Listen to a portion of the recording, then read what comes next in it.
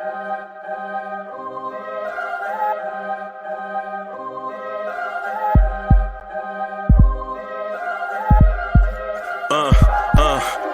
rank where the view is nothing less than phenomenal. For how I express and project from my abdominal. The only view better, both my daddy and my mama know. No living parents, my sons give me balance. My wife is my serenity, this mic is my identity. The world is foul enough, that's why I write without obscenities. Provoking danger with broken language and spoken anguish. Begging to get hurt, why would you ask to go through changes? Yes, Lord, life's a chessboard, master the angles. Control the tempo, be the one who holds the info. Acknowledge is just as deadly as machete swings. When spoken, the truth is as potent as that Medellin. While others swear the style is free, I just let it ring. Our time is undervalued, soldiers make us better kings. My fans on my shoulder, reaching after better things. Today I take the shot, for them I'd rather set the screen. My mama told me follow my dreams. My daddy told me get it by any means. Stand tall, make him bow to a king. But I've evolved, you can see the resolve. Look in my eyes when you speaking to God. Life and for those who we caught up in using what I was taught with the muse. I guess they call it proving I'm more than an artist. Penciling out my darkest while stenciling out a harvest. And storing what gets me from A to B, just like garages. Instrumental with collages. Envision what I've been drawing. Broadway to give you rhythm like the great Lena Horne. So bent on, found comfort in the storm. Find peace and on when you see them others perform. Organized chaos, outcasted like hey ya. Yo, party people in the place to be. What's good? It's your man's Uncle Freezie. Welcome to the Knicks morning drive.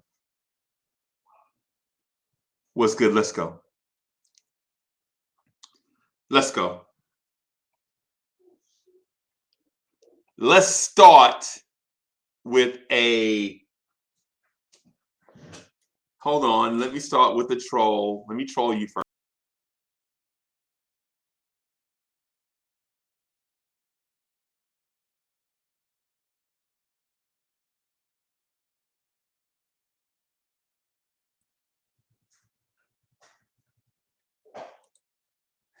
Let me start with the troll. Superendo. Let's go.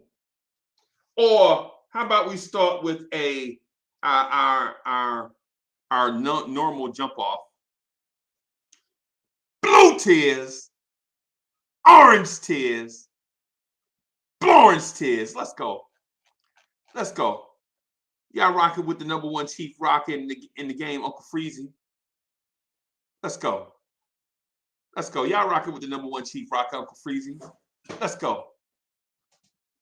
Throw your hands in the air and wave them like you just don't care. And if you got some loot and a stick of juicy fruit, somebody say, oh yeah. Let's go. Let's go. Let's go. Let's get it. Right? You're not rocking with the best. You rocking with Uncle Freezie. The Knicks want to drive. Lawrence says, let's go, baby. The Knicks got a dub last night. The Knicks got a dub. Let's go. High energy. Let's get it, baby. Superendo. Let's go. Let's go. Throw your hands in the air and wave them like you just don't care. And if you got some loot and a stick of juicy fruit, somebody say, oh yeah. Oh yeah. Oh yeah. Let's go. Let's go. Throw them hands in the air. I don't hear y'all saying, oh yeah. If you ain't gonna dance, get up the dance floor, baby. Let's get it. Let's get it.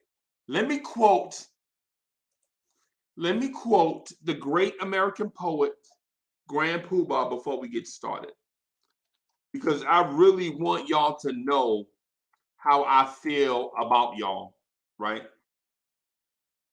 Right?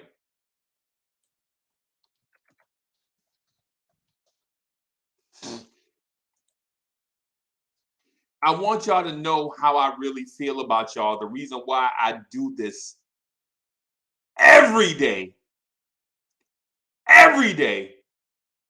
right? Do this every day, the same times, because my people's out here. To quote the great American poet Grand Puba, now a lot of people think that this is easy as it looks. Books and books of rhyme concepts and hooks, session to session to get thoughts manifested, stressing and stressing to hit the world with a blessing, right? That's how I feel about y'all every day. Like, I'm going to be here every day, God willing, and the creek don't rise. But my stress is, when am I going to bring the world today? But I don't worry about that. I just show up because I know my people going to be here and I love y'all, right? I know my people here and I love y'all, and the energy going to carry us. And we beat the Golden State Warriors last night. And if you're not a happy Knicks basketball fan today, I can't please you. If you're not a happy Knicks basketball fan today, I can't please you. Now, the other mess that went on yesterday, the Knicks corporate part, the front office part, we're going to chop that up for sure. Because I told y'all, Uncle Freezie be right about a lot of stuff. And I see y'all clowning me in the comments. Y'all be like, Uncle Freezie, these guys are smart. These guys come from blah, blah, blah, blah, blah, blah, blah, blah, blah. And I told y'all they was inept. I told y'all they was inept. I told y'all that. Right? I told y'all they was inept. And y'all keep blaming Tibbs' rotations. It ain't the front office, it's Tibbs' rotations. Okay. All right. I kept telling you that the front office don't have no balls. Told you I ain't no real decision makers in there. I even put it on the screen. I'll show you what I put on the screen. I even put it on the screen. I hope I didn't delete it. If I deleted it, I'll feel silly. Yeah, I think I deleted it. Bam!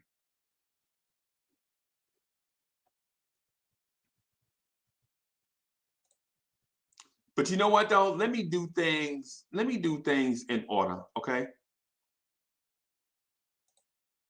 Let me do things in order. Let me do this. Where is it?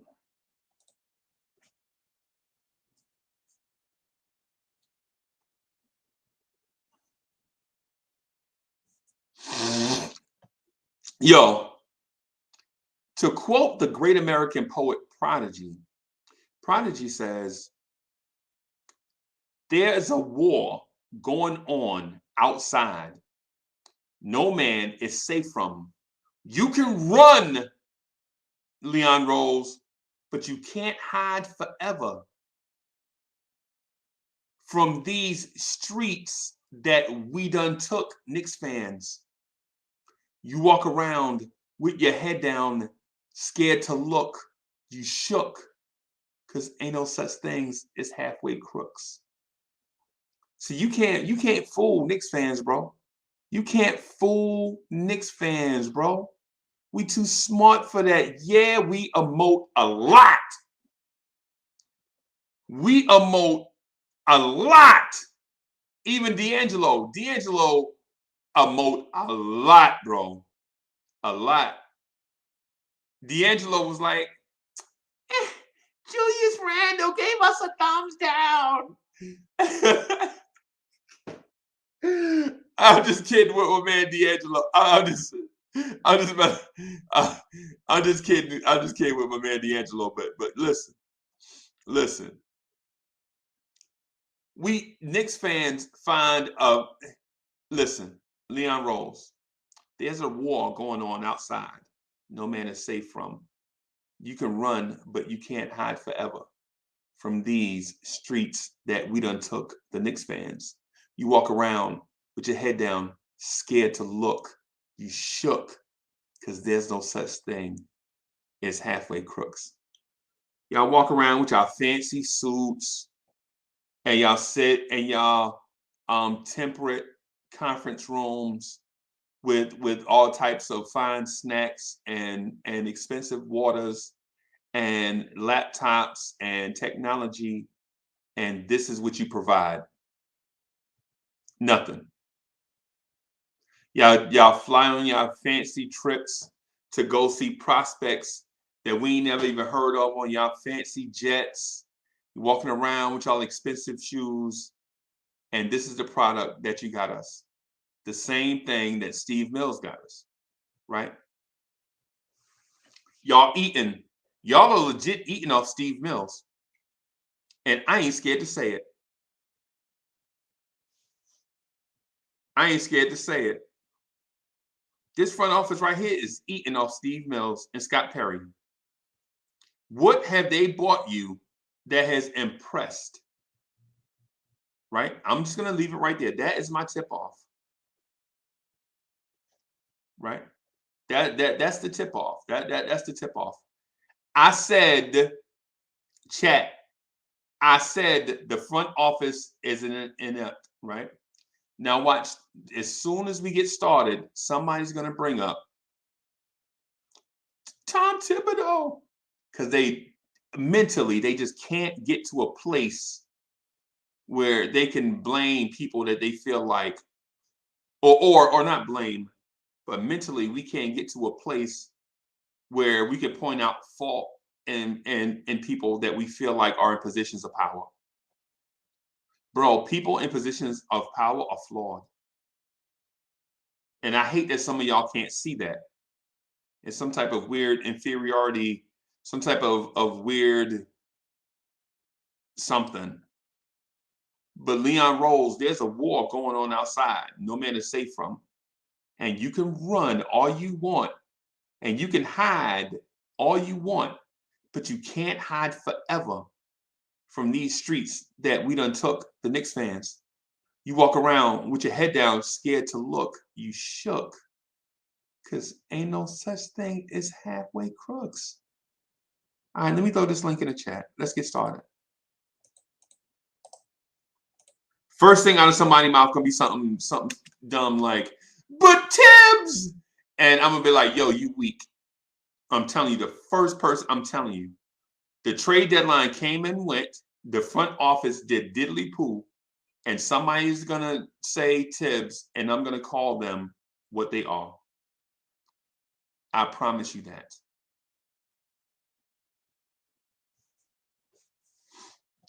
Divert the conversation. A weak trade deadline. Two parts. Yesterday we oh look who here. Oh, look who here. I ain't gonna say nothing else. I've been missing my guys so much. Hey, I know you backstage, bro, and I know you can hear me. And I know you probably only got like a few minutes, but I gotta play your intro. And I want to tell you I love you, dog.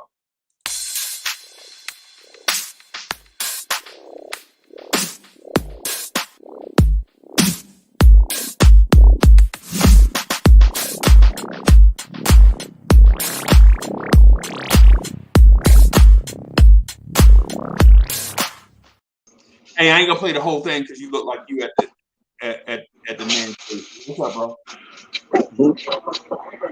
What's good? What's good with you, boss?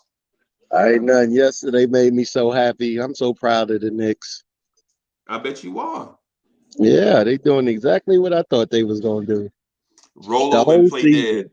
Yeah. No, it's like pretty much the whole season. I told everybody it wasn't about this particular team. So why add to something that it's not about? It's about the youngsters.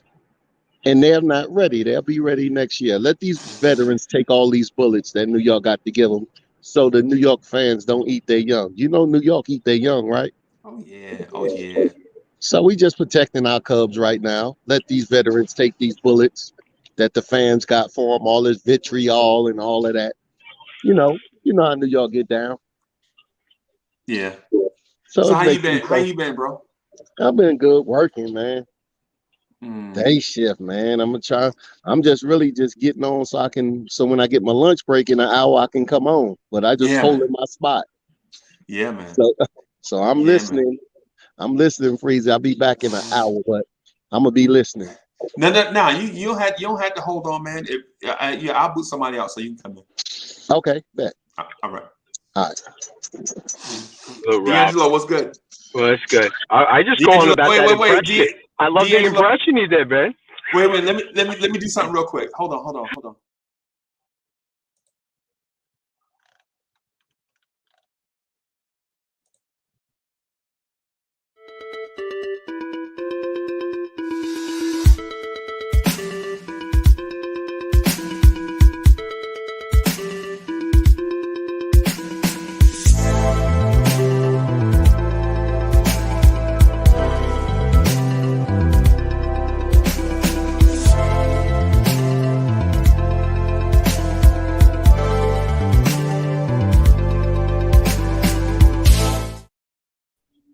Yeah, my bad, bro. I got to do your intros.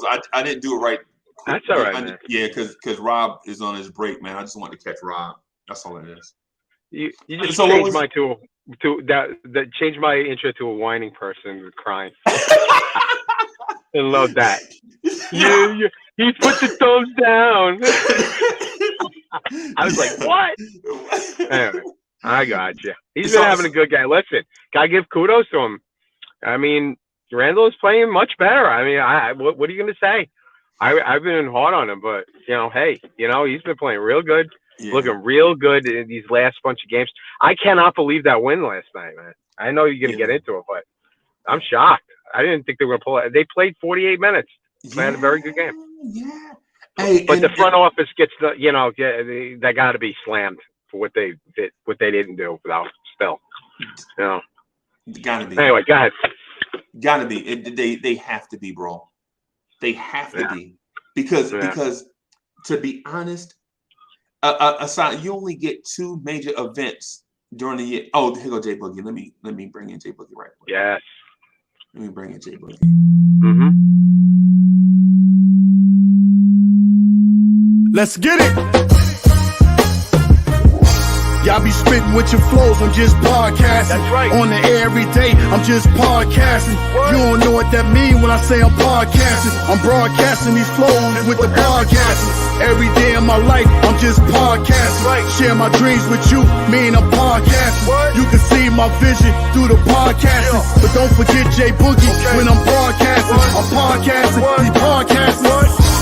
I've been spitting this venom since Karate Flicks. When Mr. Sims was sharing nothing but the Knicks. I guess you know by now, I seen some tough years. Now I know the reason why Freezie got them blowing tears. Boom. Jay Boogie, what's good? AM, fellas, AM, top of the AM, man. Good morning to life, man. Health, strength, everything above, man. Be blessed, feel good, feel great. Shout out to the chat. Everybody rocking that orange and blue. Everybody that's sticking with this Knicks organization, no matter what, through thick and thin. Salute to you. I got to constantly remind you, y'all the greatest people it is in the world. You're loyal, you're dedicated. You know how to get through frustrations. You know how to get through the hard times, the hunger, the pains. You know how to survive. That's you in the chat, man. That's you as a Knicks fan, man. Don't let nobody tell you anything different besides the greatest people in the world. My message to y'all, you know what I'm saying, is real small and simple. Julius Randle, you can argue with the ref all you want. The call ain't gonna change. Let me flip that again. Let me say to the fans, I know what happened yesterday is yesterday. It's not gonna change. Let's move forward. That's my message to everybody. Let's get forward, man. 4-wheel drive forward. Bam. There you go. And that was a message from Jay Boogie. And for those that are tuning in for the first time, welcome. And secondly, Jay Boogie is like our beacon of light. You know what I'm saying? People look at him because he bright, and so we attracted to you know what I'm saying to the brightness. But if you hadn't noticed, light always goes in a direction, full speed, right? As fast as it can go. That's right. That's the main thing. That's the main thing about light. And that's the reason why we like to have Jay Boogie around here, Because we could have legit been stomping in a rain puddle, you know what I'm saying, all morning, right? Yeah. Could have been doing that. You ever seen kids be so mad they just get in a puddle of water and just jump in it and stomp in it? That could have been us, right? You know what I'm saying? But you know, we beat the Warriors last night with Clay, with Steph, with Looney, you know what I'm saying, with Kuminga. We beat them on their floor. Their floor. Yeah. You know what I'm saying? And to me, the kicker was we beat them looking at those ugly ass uniforms they had on. Bro, those uniforms they had on made me want to puke. Yeah, those are a mess. Yeah, hey, bro. Hey, man. And they was tight shorts, no homo though. But this, it was 88. It was like 88. Golly, all we needed was a striped basketball. That's what you said. All we needed was a red, white, and blue basketball, bro. All we needed was for somebody to play Sweet Georgia Brown. That's right. Oh my God, bro, it was crazy. So we had everything stacked against us and still won. And Julius. So, listen, y'all know my favorite. Oh wow! Now that we have Reddish.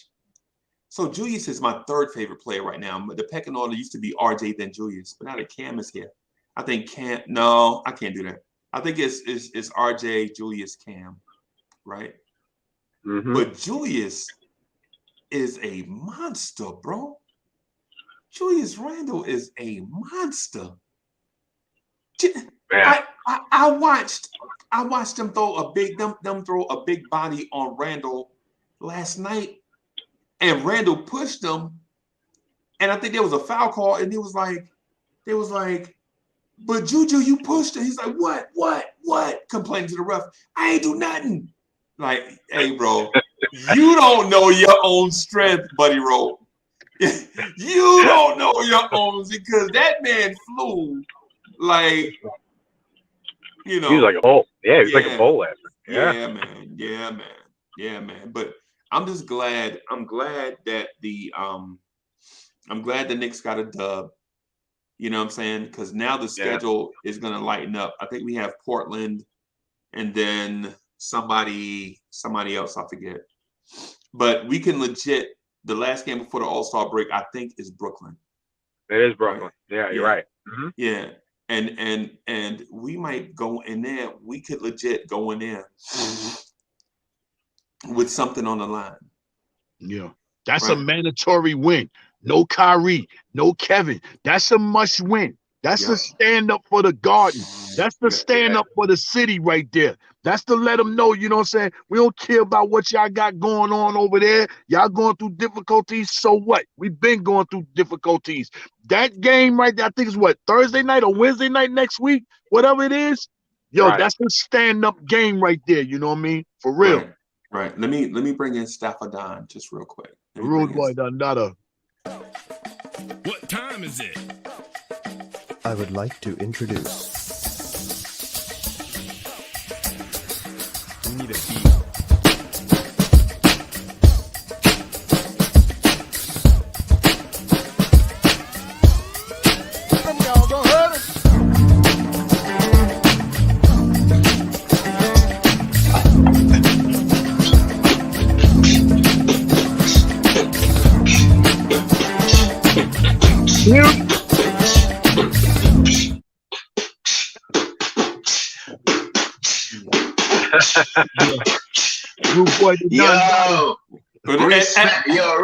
Respect, Jay Boogie.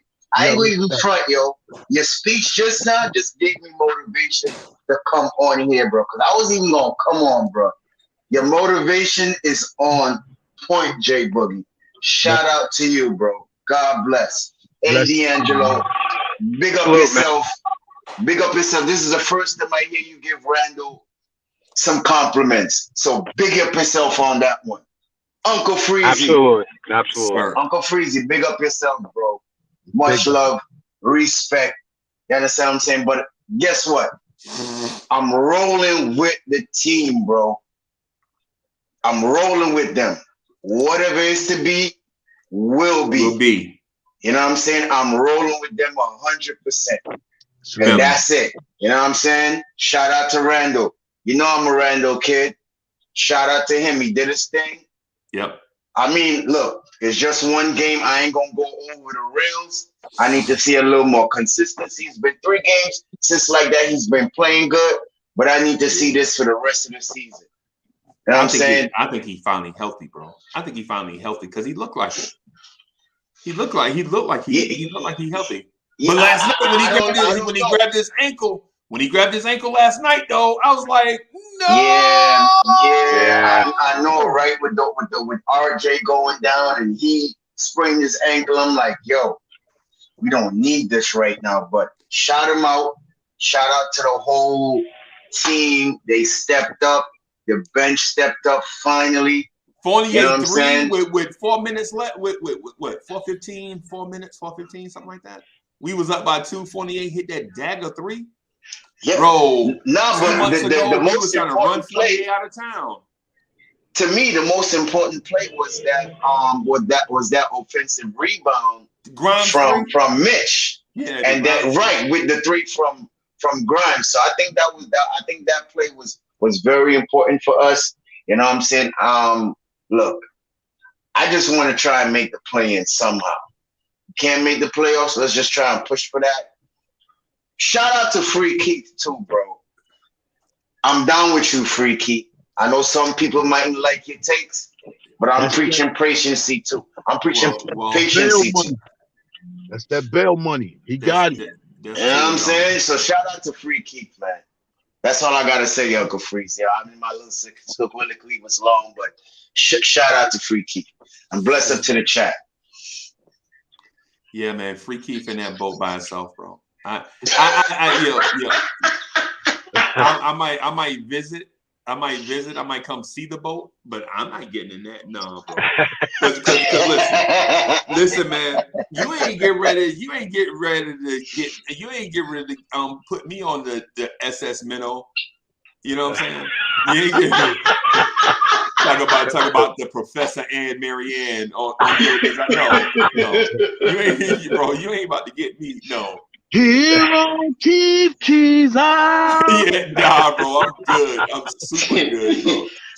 Listen. I know a lot of people is not going to be roll with Free Keith, but I just want to let him know that I got his back, 100%.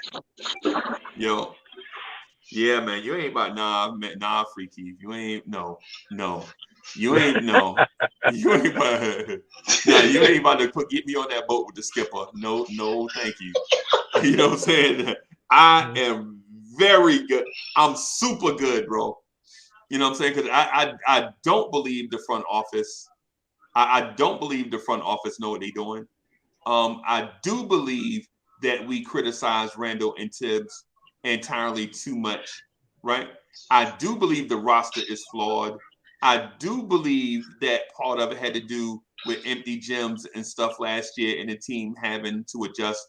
I do believe that we have severe point guard issues. Derrick Rose going down with the injury hurt the team, and it provided lack of point guard depth. I do believe Nerlens Noel being in and out of the lineup had something to do with it. I do believe that the sophomore slump from Obi Toppin and Emmanuel Quickley has something to do with it. So with all that stuff said, I don't think it's fair that you blame just Tibbs or just Randall when. But Freezie, let me ask you a quick question before you go on, right? With all the trades that happened yesterday, right? Which one of those players you think would have moved the needle for us? Hey, so this is what I would say, Stephanon. Listen. Did you need to do a major? Well, let me bring in my homeboy real quick. Let me bring in my guy real quick, man. I love having this dude on, man. Hey, for those if this is your first time watching, welcome. You know what I'm saying? This is the Knicks Morning Drive on Lawrence Tears on YouTube. I'm your man's Uncle Freezie. I'm joined by the and friends, which is D'Angelo, J Boogie, Rob the Nick, and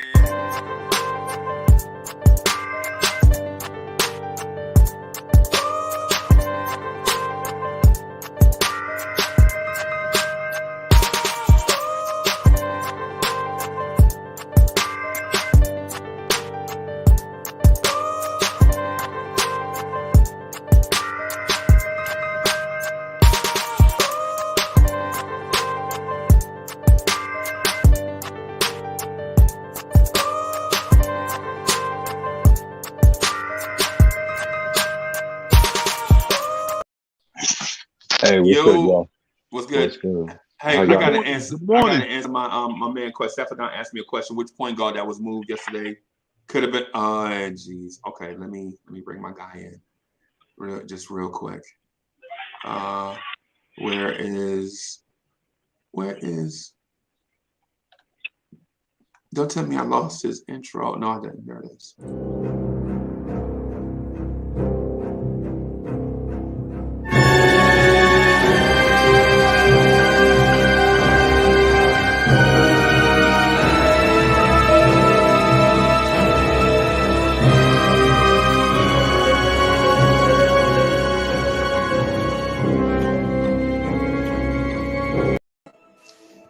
Yo, what's good? Hello? Good. Good morning, sir. Hey, so let me answer Stefan question real quick before we lose it, right? What point guard that was moved yesterday could have moved the needle for the Knicks? Listen. I didn't say point guard. I said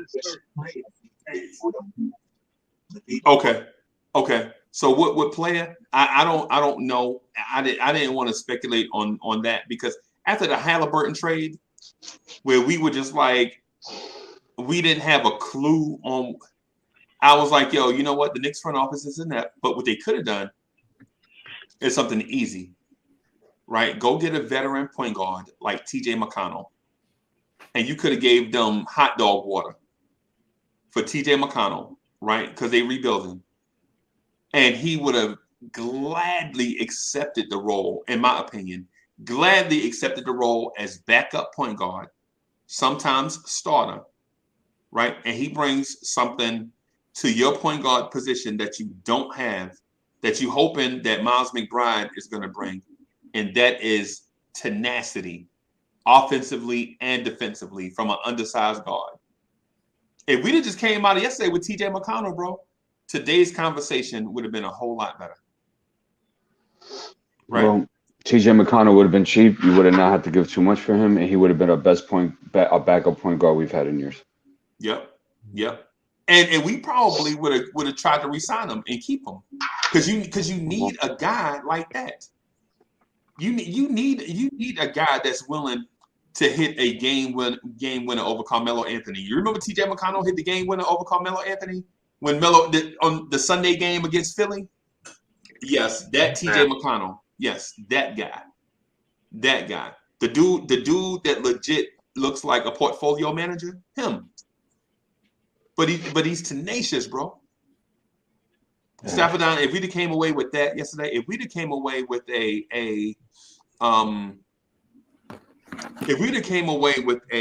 something simple like even like a Trey Jones. Yeah, a Trey Jones. Yeah.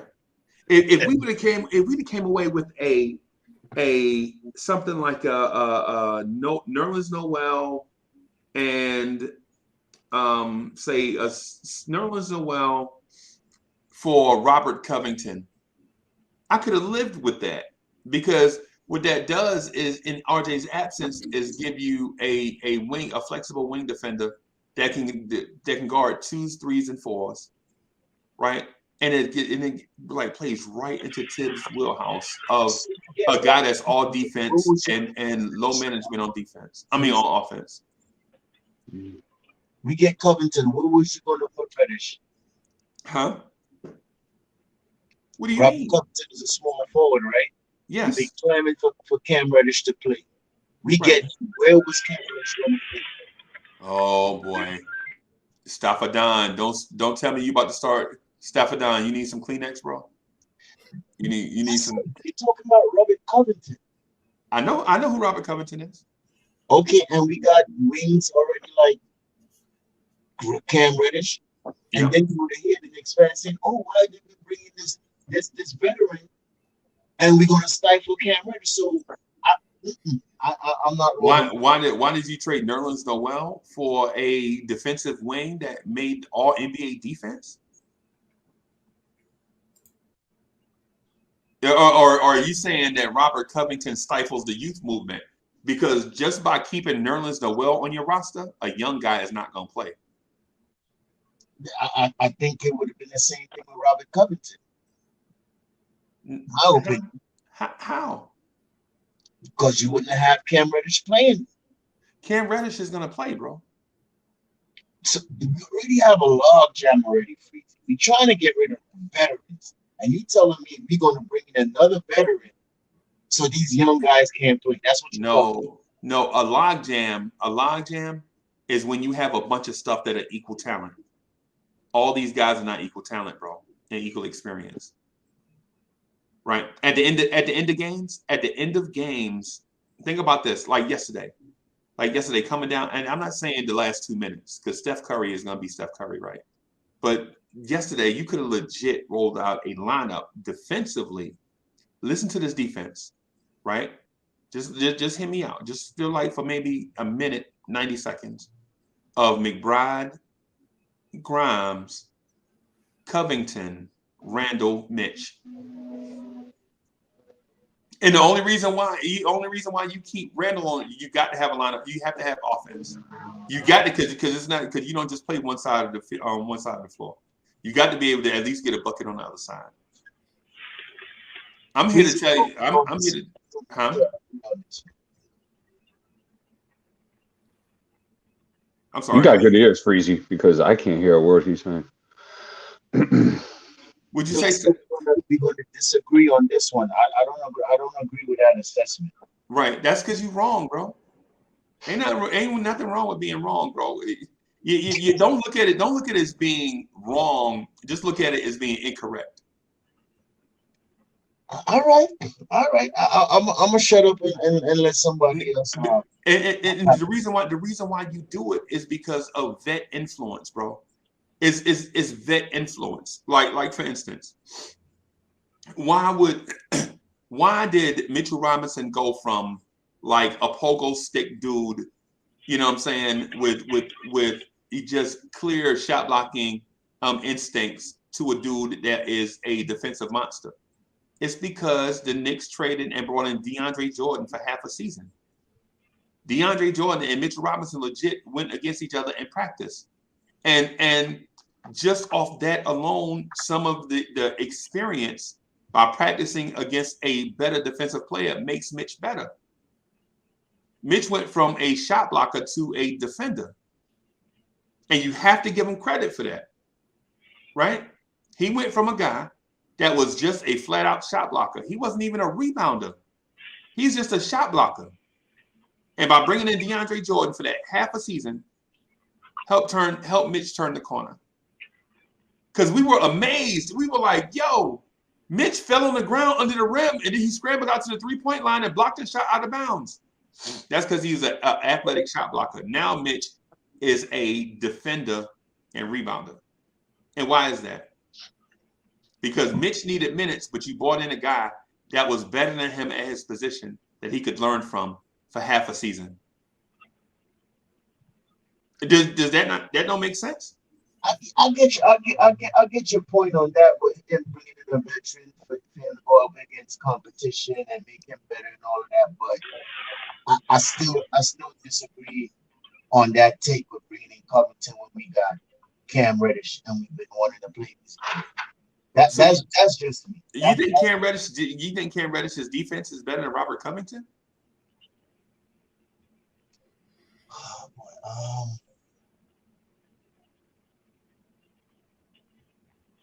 For right now, I have to say no, because Robert Covington been in the league for a while, right? So I'll have to say no on that one for right now. But but let me ask you: is Cam Reddish about to retire at the end of the season? No, he'll be here, right? Yeah. Yeah, but you have to sign him though. Yeah, well, yeah, that too. That too. That too. And so the thing is with the Robert Covington thing is neither here nor there. Right. But the thing about it is that the Knicks front office could have made a move yesterday for a veteran backup point guard like TJ McConnell, right? Or traded for a solid backup center that's going to be here. Nerlens Noel, I don't see this thing getting no better, bro. Because you don't even know. Deep Poetic, what's wrong with Nerlens Noel's knee? Something. Right. But we don't know, right? Yeah. Yeah, he had that RoboCop looking knee brace. I don't know what that's about. Hey, so let me read the super chat from Paris Duggar just real quick. So Paris Duggar, thank you for the generous contribution. Randall said, with his play away from the BS Bulls, I'm only human too. New contract pressure. Friends let go. Isn't as easy as it looks. I'm here though. Yeah, yeah. Did y'all talk about the game already? Yeah, we didn't get into stats and all of that. Oh, stuff. you didn't get into all that? No, we didn't get into like box score and none of that stuff. Mind if I give my perspective on it? All right, man. Give your perspective on it. That's what we're here for. Okay. No, I didn't know if you were in the middle of something. Somebody was, I didn't know. I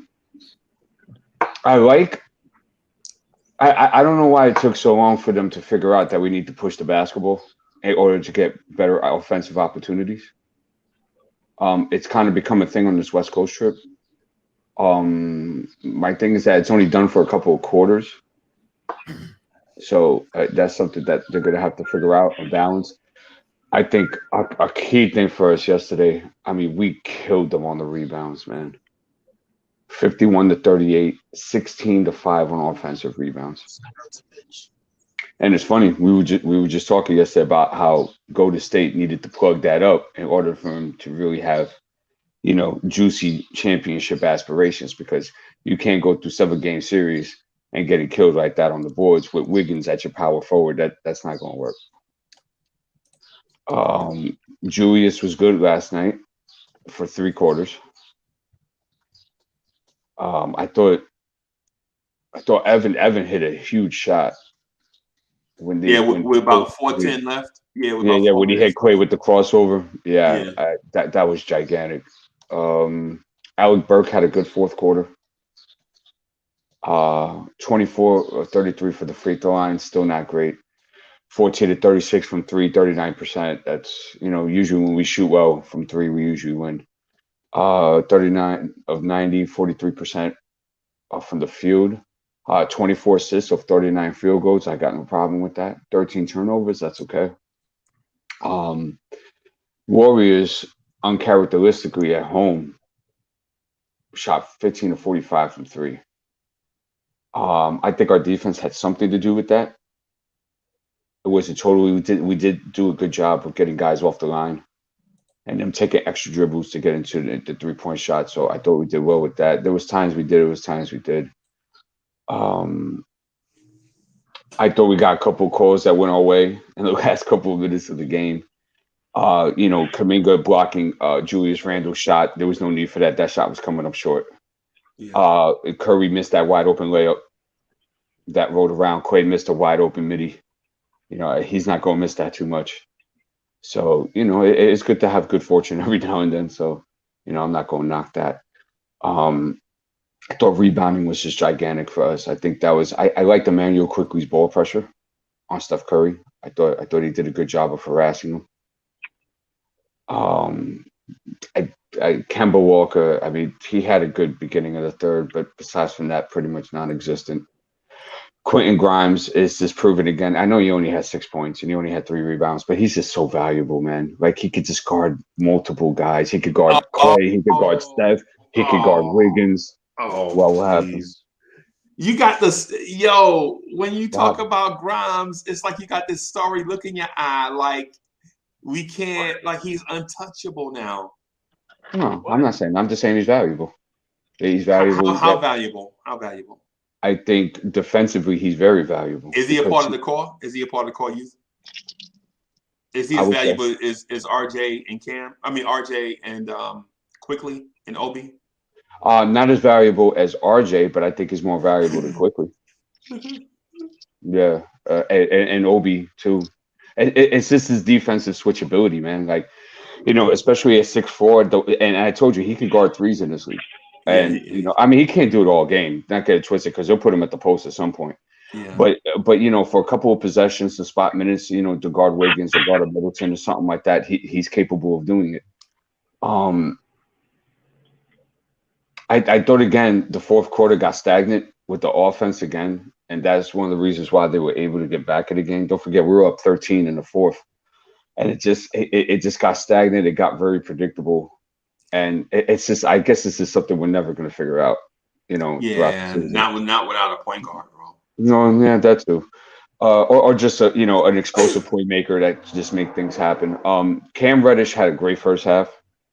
He looked good defensively yesterday. I like the way he was moving. I like the way his feet was moving. I like the way he was closing out. Paul George.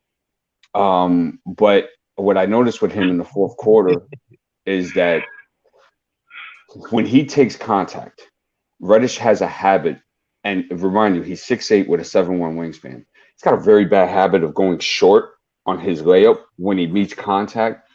I would advise him to square his shoulders, get a little bit lower, and extend a little bit better. I think he'll have a lot more success, especially that he's pretty good at the free throw line. I disagree with that. Because that's and listen, and here's the thing. Here's the thing. I don't disagree because I think you're wrong. I disagree because I think it's 50-50. Like coaches teach power, go strong, right? Or go straight up. And I think you're saying to go straight up, get square. No, that's not what I'm saying. What I'm saying is that when he uses his shoulders, right? When he uses his shoulders, hips, and feet, right? Right. He has to get low and then extend high because he'll get more space when he, especially in transition. So you're saying so old school dudes that played like in the 70s and 80s, like myself, coaches used to teach us that's power. Like when you go like early 70s, early 70s. It wasn't no early dog. It wasn't no early 70s, bro. Jay Boogie, stop playing, man.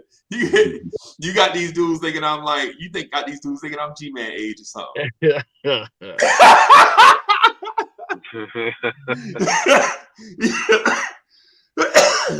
but anyway, I like the power. What happens is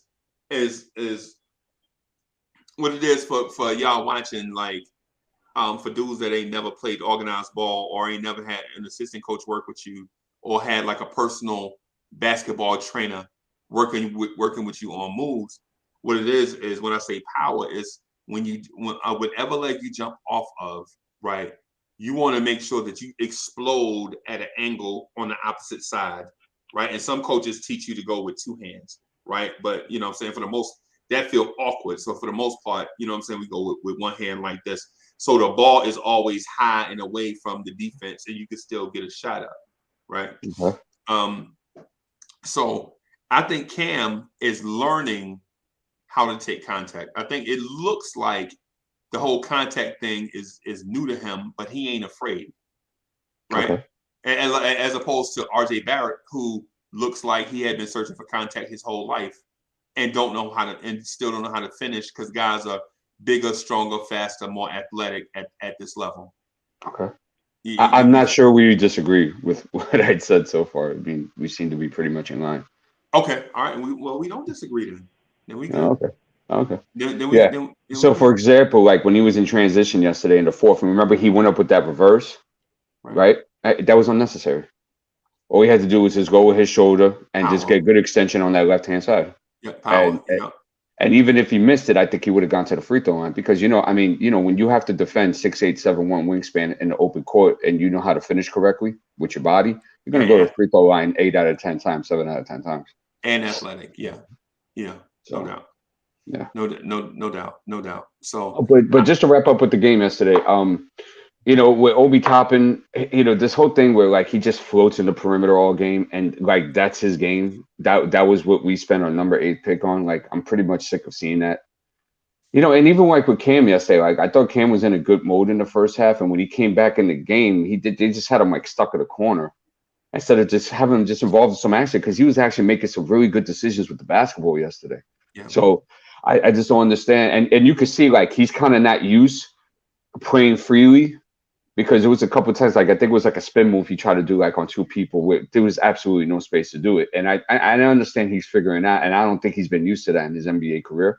Right. So, but he looked good yesterday. I want to see more Cam. 19 minutes yesterday, that's good for him. Right. I need to see more of that. All right. Let me bring in Danny Landis real quick. Yeah. Just real quick. All right.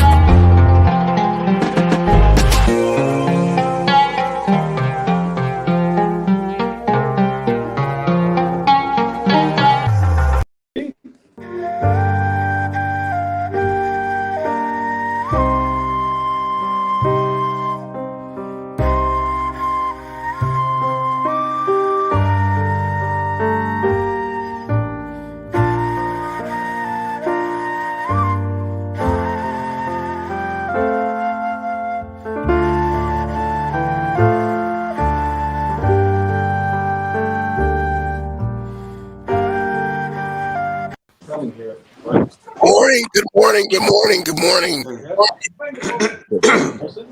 Hey. Good morning. Good morning. Hey, I just want to say, I agree to what D's, his take about what was going on with the game last night.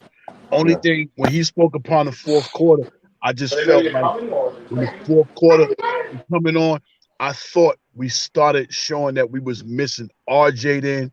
We started running out of heads. They started getting used to what we was doing and everything. We really, it showed in the fourth quarter. Yeah, we missed it. RJ and on that Grimes things, Grimes is here, Just pay attention. Grimes gave us the best interview of the whole season. Just listen to him. If you missed it, go back and listen to Grimes' interview after that game when he was talking, man.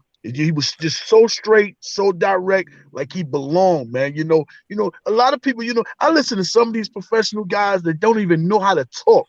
They be like, the game last night, you know what I'm saying? Then it has up and down, you know what I'm saying? Now, no, we don't know what you're saying. No, we don't know what you're saying.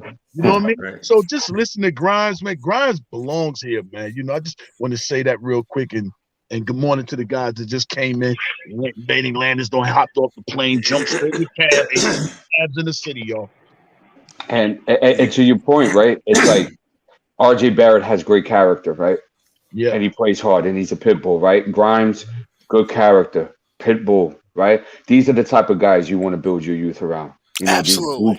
These blue collar guys that are going to give you 100% every game, that want to win every game and take the development seriously. I think that's what we're looking for. Absolutely. Totally agree. Kev, you got a tie on? What's going on? Interview. Oh man, you get dressed up after Knicks W's?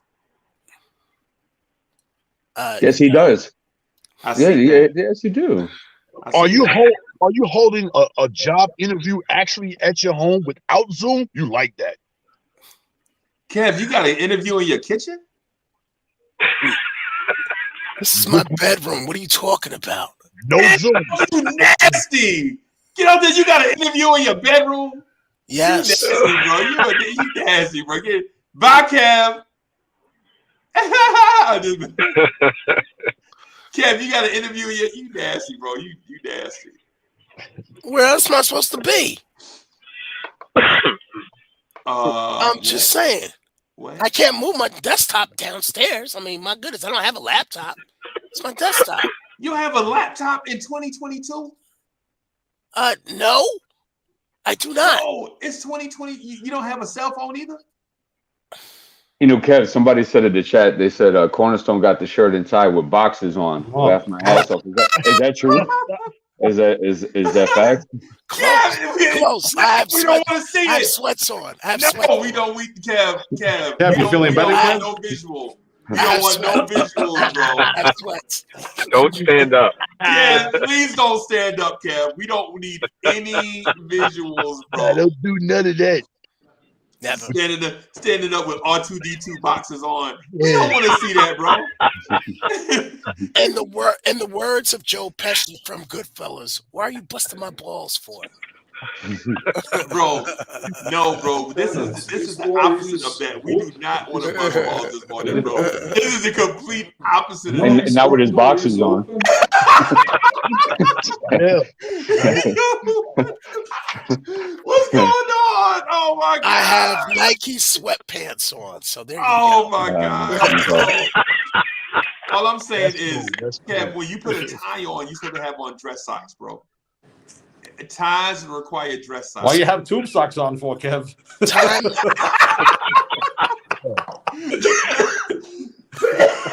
With penny loafers. Kev, most important part. Did you get the job? Is it going well for you? The interview process.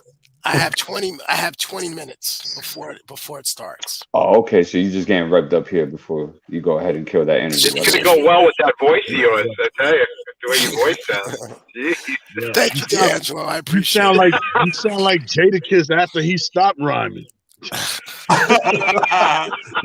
Recovering drone. But blessings to you, my brother. I'm praying for you, whatever position you're going for. We all hope, no matter how we joke with you, what I'm saying, we all rooting for you to get your job, man. You deserve that, man. So good luck, my friend. Good luck, bro. I hope you get the job, bro. Thanks, my brother. I appreciate it. You deserve it. I appreciate it. I appreciate it, guys. I appreciate it. Now pull your pants up. All the way up. All the way up, bro. Yo. All the way up. Because we don't want to see no tramp stamps or none of that, bro. We don't want to see none of that. we want to see none of that. God. Nice win last night. Yesterday was Super Randall for sure. Got super chat. Yo, for real. I thought you was getting ready to do the Eddie K. You said nice, like when? No, I thought you was gonna say nice like this. You sound like Kane. I wish they would fall. I wish they would fall. I thought you was about to introduce Randy Watson. Randy Watson. I thought you was going to introduce Randy Watson, bro. Yes. Ladies and gentlemen. I need you to tie that knot. Yeah, man. Oh my God, y'all are a mess. Yeah, and I'm sorry, I cut D Poetic off, man. I'm sorry, man. But No, I was done practically. It was just a good win yesterday. We haven't had too many of those, and we'll take it however they come. Right after the trade, it eased some things out a little bit. Yep. Hey, salute to the chat, man. Thanks so much, guys. I feel your love towards me, man. I feel it. Thanks. Appreciate it. Let me take care of Paris Douglas super chat. Paris, thank you for the generous contribution. He says dishonorable mention. Tibbs almost the game leaving Evan in on defense instead of Cam on the last play. Tibbs gotta go. I agree with him. Why Evan had no business being in that last possession. No business. Yeah. Exactly. I agree. Exactly. And we were fortunate that Clay missed a shot that he hit to the sweep. So that's that. Everybody played good. Everybody played good. I mean, everybody gave effort last night. Everybody played good. You can't say. I mean, it was a good win. You chalk it up to that. Mm-hmm. Yeah, we actually looked like a team last night. Yeah, that's what I was gonna say. Absolutely. Yeah. For a change. Dudes was looking like, yo, I'm happy I ain't go nowhere. Yo. And it could be something to that. Yeah, for a moment you had me scared way up here, man. I thought I was leaving, man. Let's just hope we can just build off of it. That's all we can pray for at this point with this team, and show that what they did last night, That's all we hope for. You got this one, Freezie? Yep. Ladies and gentlemen, put your hands together for Jackson Heights' very own. No, I'm just joking. Good impersonation, though. That was a good, yeah. Did that. You may know him from the What's Going Down episode of That's My Mama. Put your hands together great for show. Jackson Heights' very own Great show. Randy Watson. Great show. Yes. I love that movie. Oh, Great That's show. quite good. Great No, show. I just Great show. Hey, Heck Breezo, thank you for the generous contribution. Of course, man. we appreciate everything that help pay the bills around here. We know that we're not Ruth Chris, we're more like a mom, what I'm saying, like a soul food place. I'm trying to establish ourselves in this market. So anything that y'all contribute, man, we greatly appreciate it. Heck, Breezo says Knicks are trying to make a play in with a veteran-led team. Welcome to the official mediocrity. Sounded like me. Maybe you should do your Randy Watson voice or whatever. Maybe it'll come out a little bit better. Welcome to official mediocrity, fellas. I agree with him 1,000,000%. Yeah, man. I'm like G-Man on this. I say, pick one direction and go. If you're gonna play the kids, play the kids. If you're gonna try to make the playoffs with the vets, try to make the playoffs with the vets. I mean, that's what they're doing. Right, but very obvious. Yeah, I don't know why they would go that route and for the sake of the kids. Because yesterday you could have reinforced the roster with some veterans that could have helped you make this playoff push, like a TJ McConnell. Do you see that? D, I know you'll have see, like Freezie, I tell you about TJ McConnell, and all of a sudden everything's about TJ McConnell now. However, hey, bro, it's you gotta, man, you live and learn, bro. What good is good advice if you're not gonna use it? Right. Okay. Do you see I'm sorry, that? D'Angelo. No, I'm sorry. No, I was just gonna say, did you see the buyout list of all the buyouts that are gonna happen? No. The players that we can pick up from. I don't know. We could pick up Ennis Canner. Oh wow. Oh my bad, Ennis Freedom. Or Lopez, Robin Lopez. I want to know who Ennis is freeing. They call himself such things, but you got another super. Do it in that voice, Freezie. Oh my bad. Hey, Kaiser Salsa, thank you for the generous contribution. I actually thought the mistake was putting in Taj against the Warriors small ball squad late in the fourth quarter. Steph took Taj right to the back. Yep. But you know what? There's another side to that, because when he put Mitch in, I think that possession we grabbed like 3 or 4 offensive rebounds, and Grimes hit that 3. I think we had like 5, 6 offensive rebounds in that span. Yeah. So it was a kind of decent counter. Yeah. Hey, somebody got something popping in the background. What is that? Somebody playing Scrabble. Scrabble, Connect 4.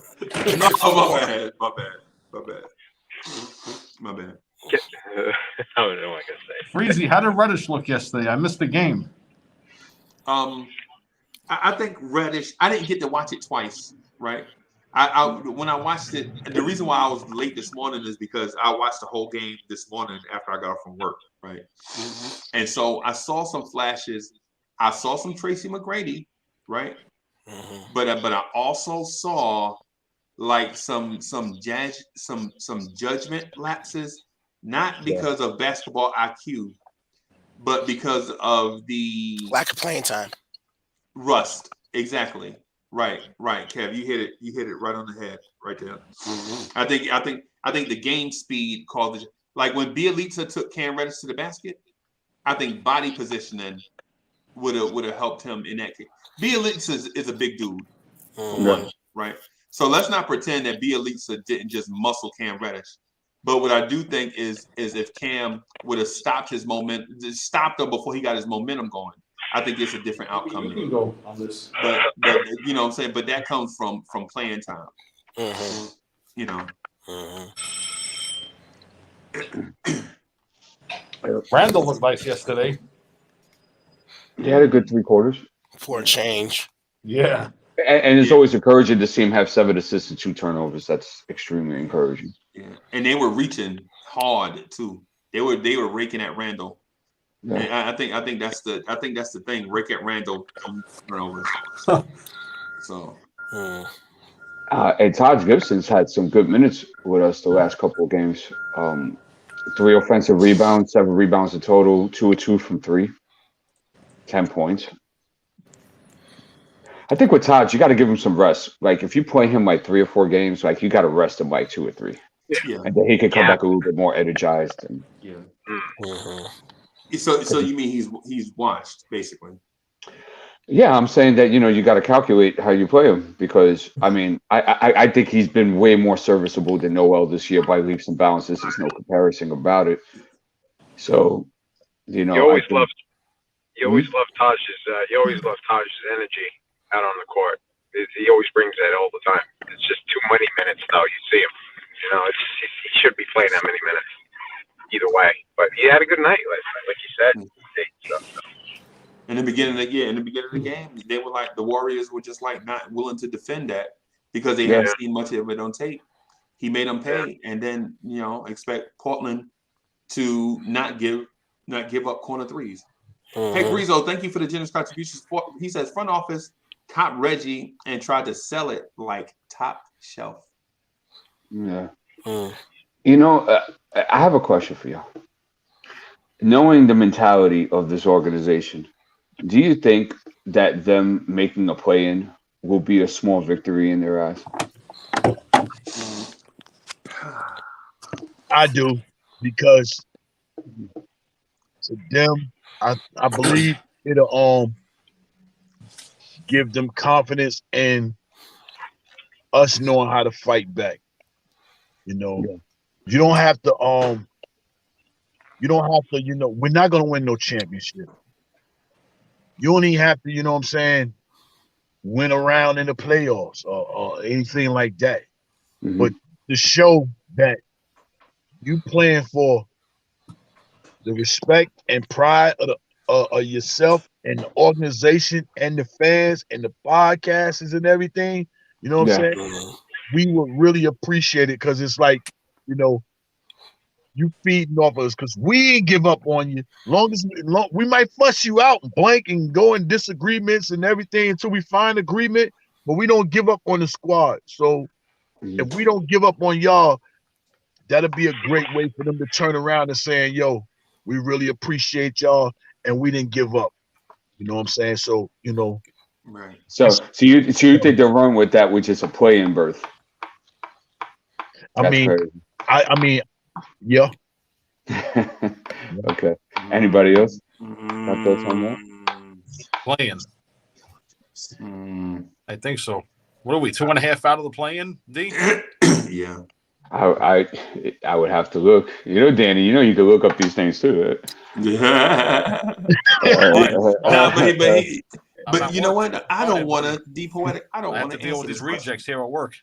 Why don't you want to answer the question, Freezie? Why you gotta always be against the grain, bro? No, I'm not. Nah, man. I'm supposedly I'm the captain of the get along game.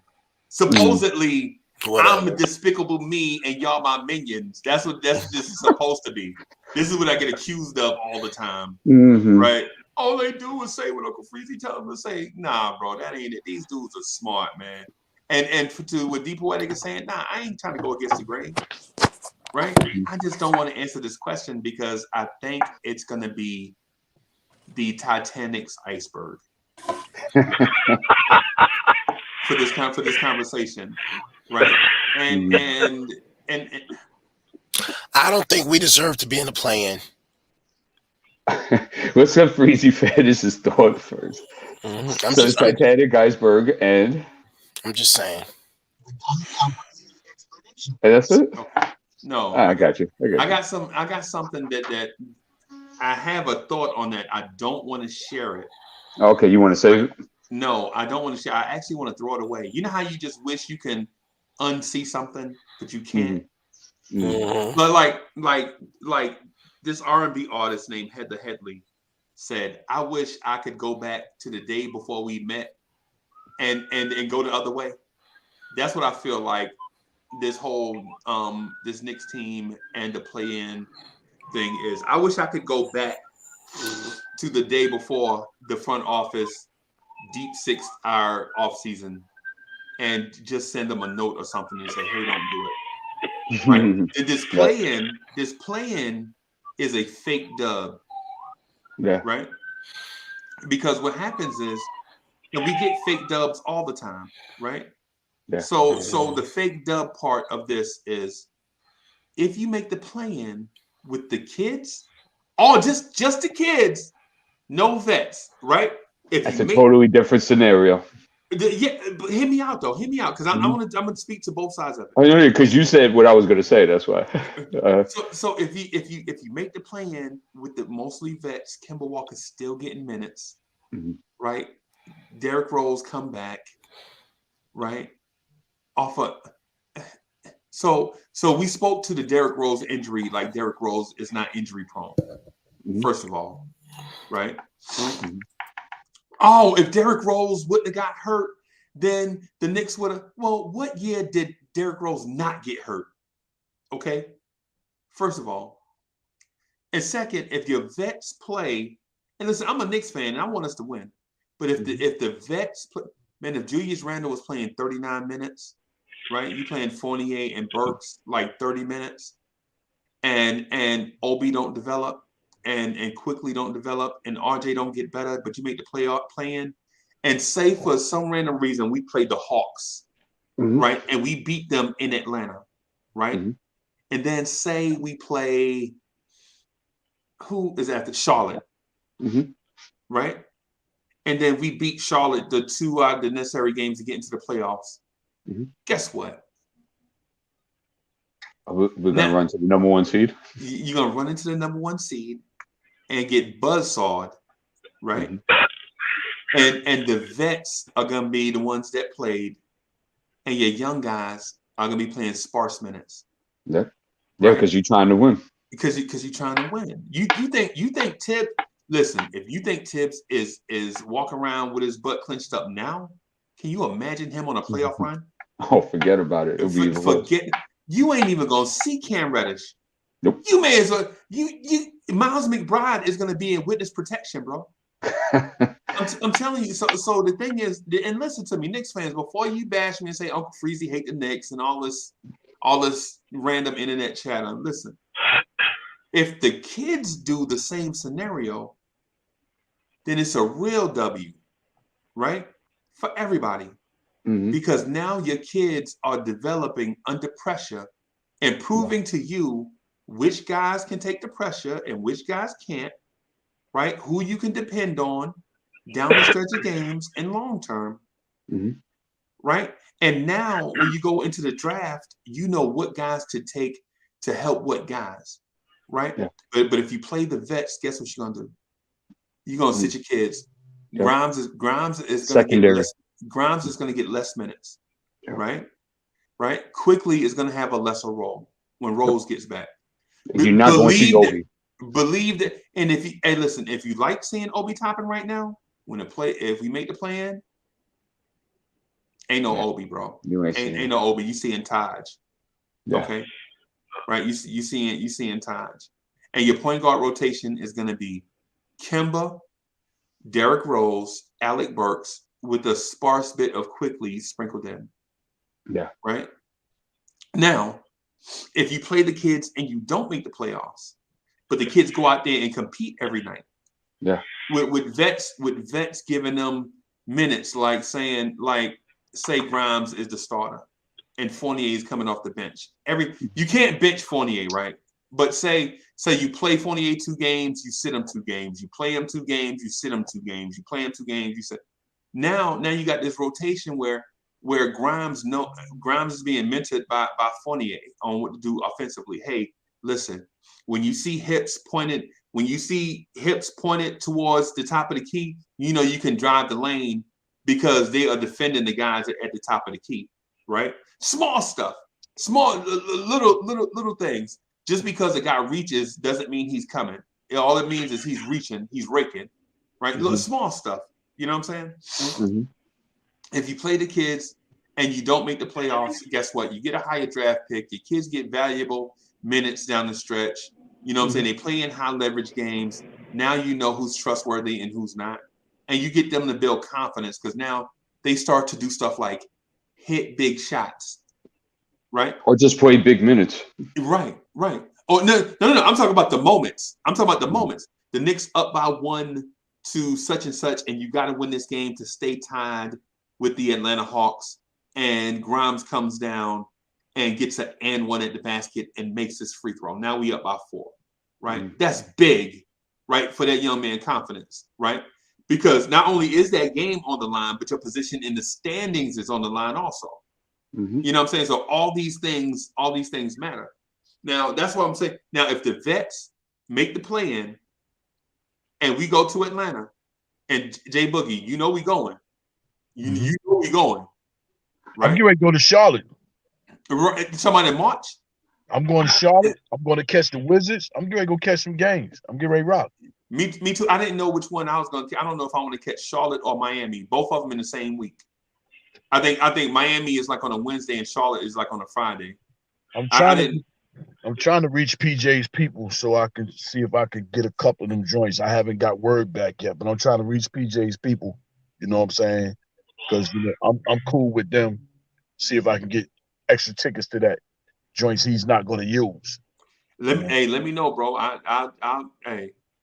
We'll link up on the Guapo. We'll figure that out. Yes, you know sir. what I'm saying? If you got some. But to D Poetic's point, there are it's like Doctor Strange and the multiple outcomes. Mm-hmm. Like you know what I'm saying? So my thing is I don't want to fake dub. Like I don't want to go the veterans lead the team, the kids don't get no playing time. We go to Atlanta. Me and Jay Boogie have a good time, but the Knicks get washed and our season's over. Yeah, I heard. Yeah, I don't want that scenario. I think I'll veg you back with you because we're kind of on the same line. Where if you make a play in and you're doing it with the youth and RJ's leading its youth, that's a totally different perspective. Right. That's something we could congratulate, support, and look at. But if you're barely going by the scrape of your teeth with this vet squad that you're playing them most of them over 20, 25 minutes, right. I think that's despicable. And that's something that's not worth pursuing, you know, in my opinion. And then you went ahead, you made me think about something while you were saying all that. Whose minutes goes down when Derrick Rose comes back? Right. A young guy. Pick one. I think quickly. Hey, I couldn't say it fast enough. I couldn't say it fast enough.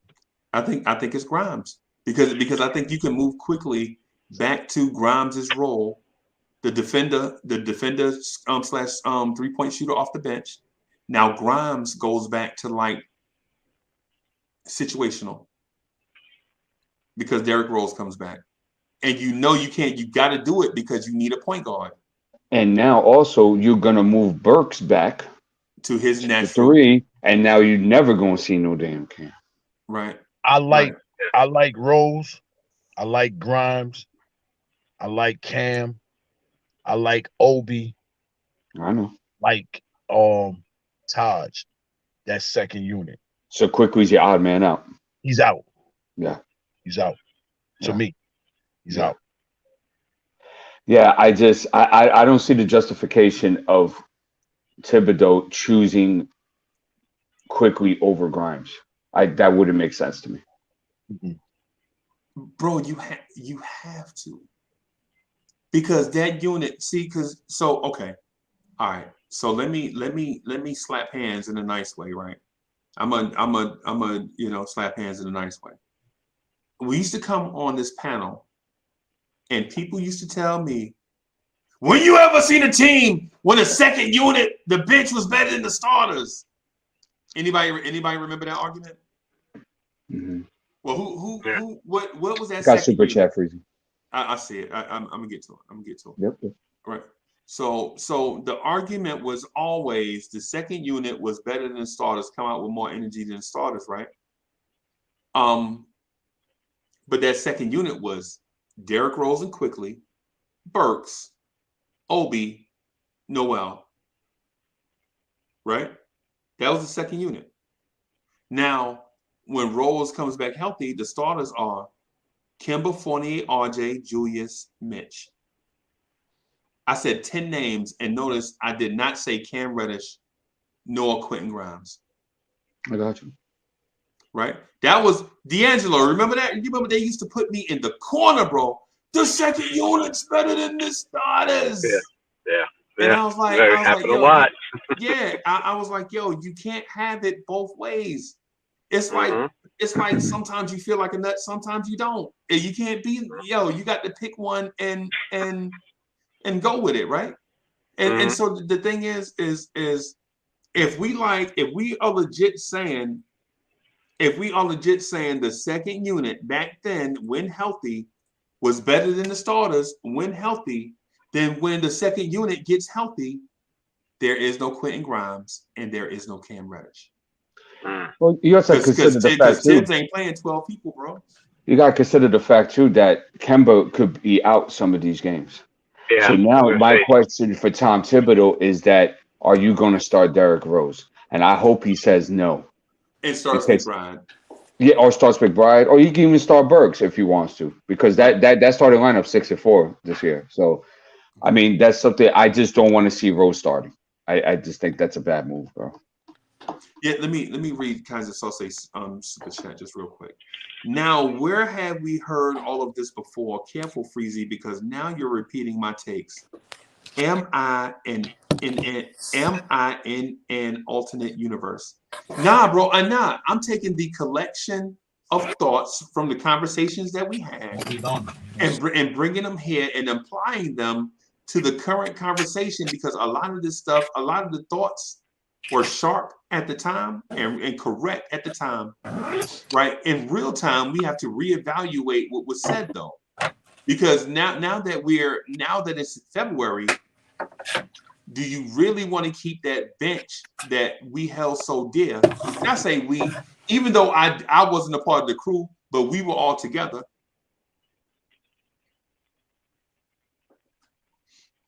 Hold on.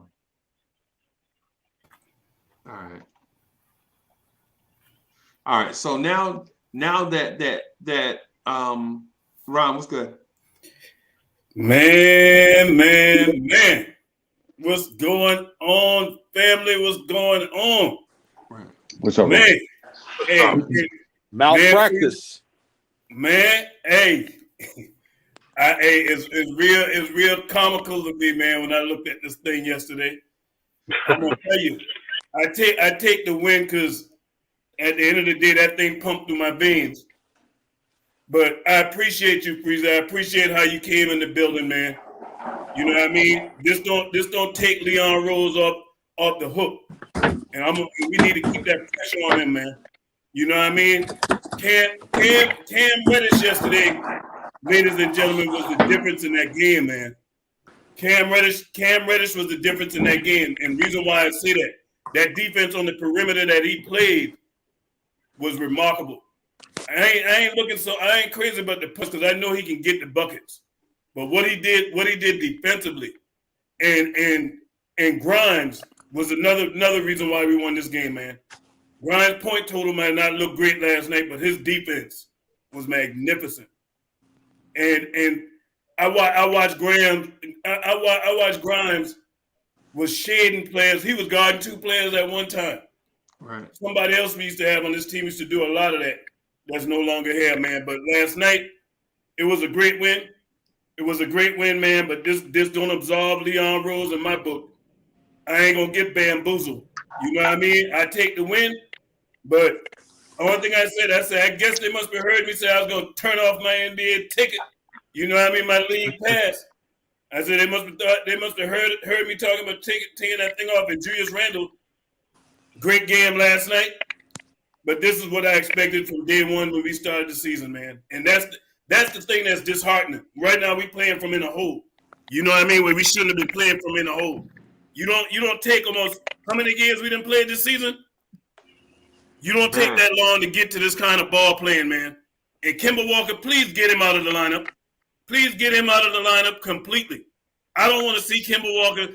He need to be gone yesterday. They need to just go ahead and waive him, amnesty him, do whatever they got to do with him. He shouldn't touch the court again. Because if we would have lost this game today, everybody would have been talking about Kemba Walker. Great win. Hey, great win as everybody done talked about, man. But I ain't getting bamboozled. You know what I mean? Great win. Right. I think we all agreed that Kemba Walker should be nowhere near a basketball court. playing on basketball court. Yeah. Shouldn't even be in the conversation. I hate it too. I hate it because I like Kemba. Yeah. As a person, as a professional, I like the kid, man. I hate what it's crazy how your game can fall off that bad. But then again, injuries, man. Injuries is undefeated. Injuries are undefeated. Right. Let me address this thing, the comment that Paris Duggar made. So Paris Duggar says Freezie cannot coach the Knicks if he could take Quickly over Grimes and Reddish. Bro, you missed me again. Somebody got feedback. Somebody got some serious feedback. Danny. Now Danny is muted, I thought. Oh, is that? Yeah, Danny is muted. Yeah, but so here's the thing with Paris Duggar comment. Paris Duggar, I never said that I prefer Grimes and Reddish over Quickly or Quickly over Grimes and Reddish. What I said was when we had the conversation earlier in the season, we as a collective, not me mainly, but the majority of us, and I just went, you know what I'm saying? I'm with, whatever. Said that the second unit plays better than the starters. And we asked the question, when have you ever seen a team where the bench is better than the starters, right? And so I asked you, doesn't it make sense if we felt that way to keep that second unit intact? Derrick Rose, Emmanuel Quickly, Alec Burks, Obi Toppin, Nerlens Noel, that unit, that second unit that we all agreed to, the majority agreed to, was just as good as the starters. Why not keep that intact? And then go with Kemba, Fournier, RJ, Randall, Mitch, the original starting lineup, right? Now on the fly, we want to make adjustments. Now all of a sudden that second unit is not good. What are we talking about? What are we saying?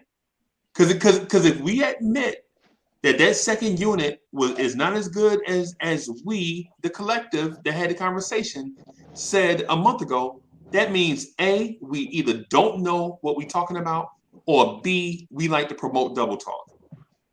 And I would like to say that I do know what I'm talking about, and I don't like double talk. Right? If we just rock consistently, just like the Knicks morning drive every morning, consistent. When I'm feeling it or not, I'll be here. Whether I'm feeling it or not. Right? Our thoughts be consistent. We said the second unit was just as good or better than the starters. And then now with the emergence of with the Cam Reddish trade and the emergence of Quentin Grimes, we're going to say that second unit is not as good anymore. And now that we need to make changes to it, what are we as a collective talking about? We can't double talk, bro. How many people on this panel said that this second unit is just as good as the starters or maybe better? A lot of people. I didn't say that. The second unit, in my opinion, I didn't say that. The starters. Right. They consistently show that they're better than the starters as a whole. The ball movement is better in that second unit. But the thing is, when you look at that second unit, man, and I hate to say this because this guy last year, man, I expected better from this guy coming into the season, man. But Emmanuel Quickly got to do something, man. And there's an old saying in basketball, man, when it comes to point guards, you can't make a point guard. You can't make it. And I heard and shout out to my man Raw Hebrew because he said it yesterday, and it's so true. You can't make a point guard, man. Either you're a point guard or you ain't. You don't learn to be a point guard. And Quickly is not a point guard, and Tom needs to cut the experiment. Right. You need to cut that experiment. But I'm gonna tell you, man. I'm gonna tell you when I look at Cam Reddish, I'm gonna tell you who his game reminds me of. Tracy McGrady. Well, that's a very good one. I ain't even thought about that. Very good one, Freezie. You put a style about things. I'm messing around. That's a good one. But you know who else he remind me of? He remind me of a young Scottie Pippen. Wow. The finishing ability at the rim. When you saw that left hand finish layup last night, right? I saw shades of Scottie doing that against Ewing in the Garden. Oh, many a nights. Right. Hey, to your point though, and I'd be interested to get y'all thoughts on this too.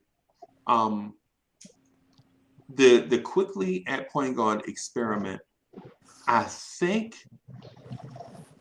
is a significant misstep by the front office. We know this.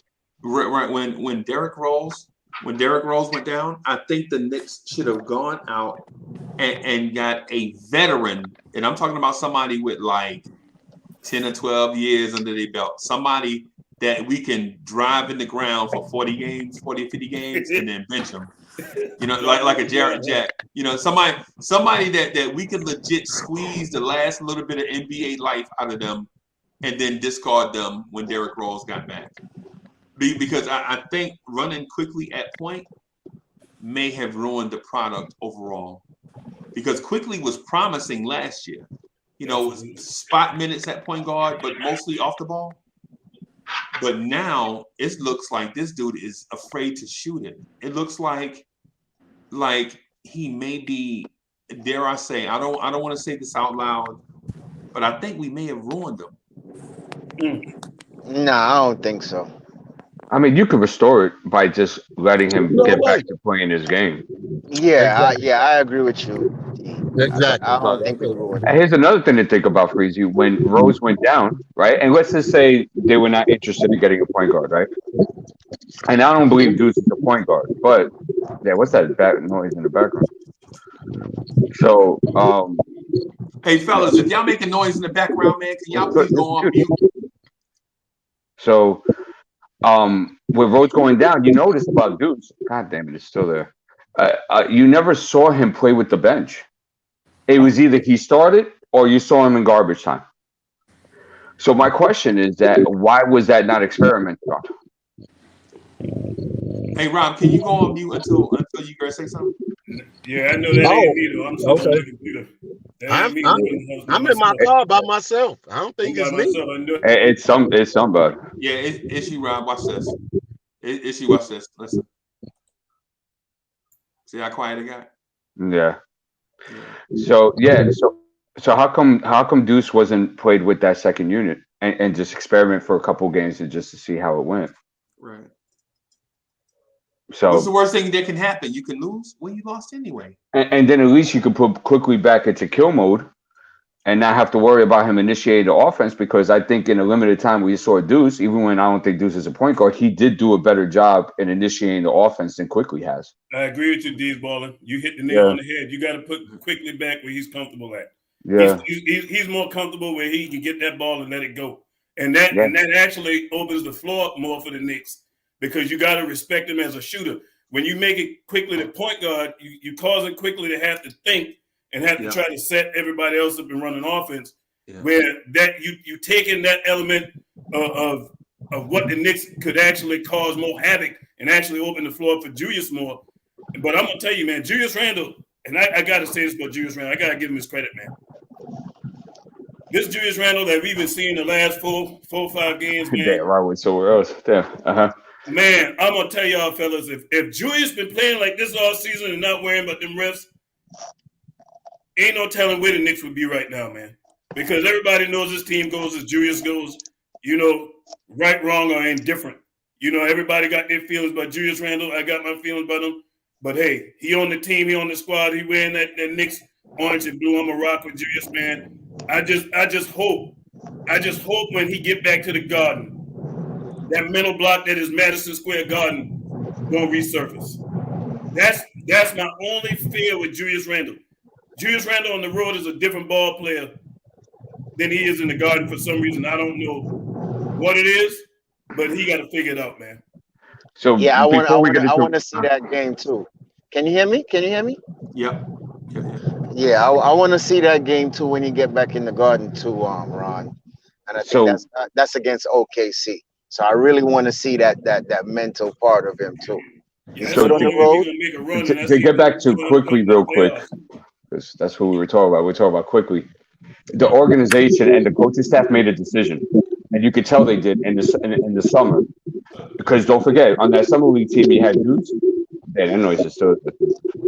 You had Deuce. Yeah, hold on. And you had Rokas. But the organization decided to have Quickly run the point guard full time in the summer, which doesn't make any sense, because wouldn't you have him get better at his craft and why he's in the NBA in the summer league and have Deuce or Rokas run the point? Or you had Luka Vildoza there too at that time. So That's a very questionable Well, move. I'm gonna throw it With right them, back with to that, you. reason why, Coaching the reason why, malpractice. Keep going. Keep going. no, Coaching malpractice. Keep going. no, it's not. No, it's not, Ron. No, it's not. Look, Quickly is 6'3". Now, if you're gonna make a decision to run Quickly at the point, it's just because the twos are taller than he is. So therefore, in his first and second year, while you got him under contract for 4 years, you can try different things with him. You can try different, whether it works or not. You can try. At the end of the day, after the end of the year, they'll reevaluate it. If it doesn't work, it doesn't work. But for trying something, we shouldn't penalize the front office just for trying. So Rob, answer this. Answer this, Rob. Yeah, I disagree. Why do we have I kind of disagree too, unfortunately. Why do we have Deuce McBride on this roster? Well, look, Deuce McBride right now is a rookie. It's not, look, these players are not getting playing time right now. So what? They still got 3 years left on the contract. They got 6 rookies on the team with minimum skill level that they can surpass at any time. And when they get to that level to surpass these players, they go from not playing to starters. This is the way the thing is set up. It might not be set up for them to do it this year because New York eats their young. The fans eat their young. If you put these kids out there now and they're not doing exactly what the fans think that they should be doing, they will turn on them. Then shame on the fans for that. Then shame on the fans for that, Rob. Let me go, D. I was just saying. D, let me cook. Let me cook. Yeah, he's all right. So the fans will turn on them. It's their first years in the NBA, like pit bull pups. They ready to come out. Physically, they're not ready. Next year, they will be ready. Or even if so, the year after. It's time. We're not being patient at all. We want to rush everything out there. It's not about this team. If you're 25 and older on the New York Knicks, it's not about you. I disagree. Rob, I'm gonna tell you like this is gonna be the one time we disagree, man. Quickly, we'll never be better than Deuce McBride as a point guard. And you might be right. I'm not forcing Quickly to have to play that position. I'm not saying, Ron, I'm not saying taking away that his effectiveness. Quickly looks like a shell of himself. Well, let him finish now. And it's because he's been playing out of position. He's been playing out of position. These baller hit it right on the head. This man is playing out of position. Quickly has never been that guy where you put the ball in his hand and say, hey, set everybody else up. I watched Quickly last night, and I yelled at Quickly through that TV screen. Missing And 2 years in college, he did not play. Well, yes, he did. He did play some of the point in college. No, he did not. Yes, he did. Rob, I scouted him, Rob. No, he didn't, bro. You turned him into a two-guard. Rob, you turned him into a two-guard. Rob, he did play the point in college. But Rob, what you're also He did. He played point in college, and he was going to be the starter over Ashton Higgins if they season had continued. But the other thing, Rob, that you're missing is that Rose was the one that was actually handling those point guard responsibilities. Hey, look. I'm saying, only thing I'm saying is this here. I'm not trying to put him to what I seen what he did last year at the 2. I'm saying to try it. Now, if you want to just scrap it, it's okay. But to try it, it's nothing wrong with trying it. Well, we've tried it already. I think that's time wasted. I think you just wasted time, and you took a step that was unnecessary. I agree, D-Ballin. Because that's why you drafted Grimes. If that was the case, you made a calculated mistake in drafting Grimes. If the plan was to start quickly next season, which is this season. Grimes. You're talking about McBride, right? McBride is going to. Yeah, that's all right. Deuce is going to get a shot. Situation for an experiment. You know what Deuce's problem is? This is what Deuce.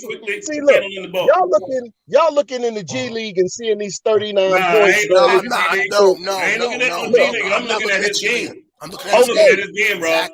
You talking to an ex-point guard. I played the position. Yeah, I got to go one at a time because right now I can't hear y'all argue. Ron, tell me one flaw in Deuce's game. One flaw in Deuce's game? Yeah. His ball handling can get better.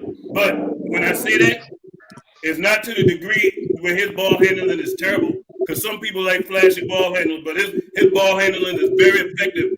I still got visions of that 9 assists, 0 turnovers, 4 steals with 16 points, very efficient, passing the ball movement quickly. The ball sticks in Quickly hand, and Quickly is a shot clock killer.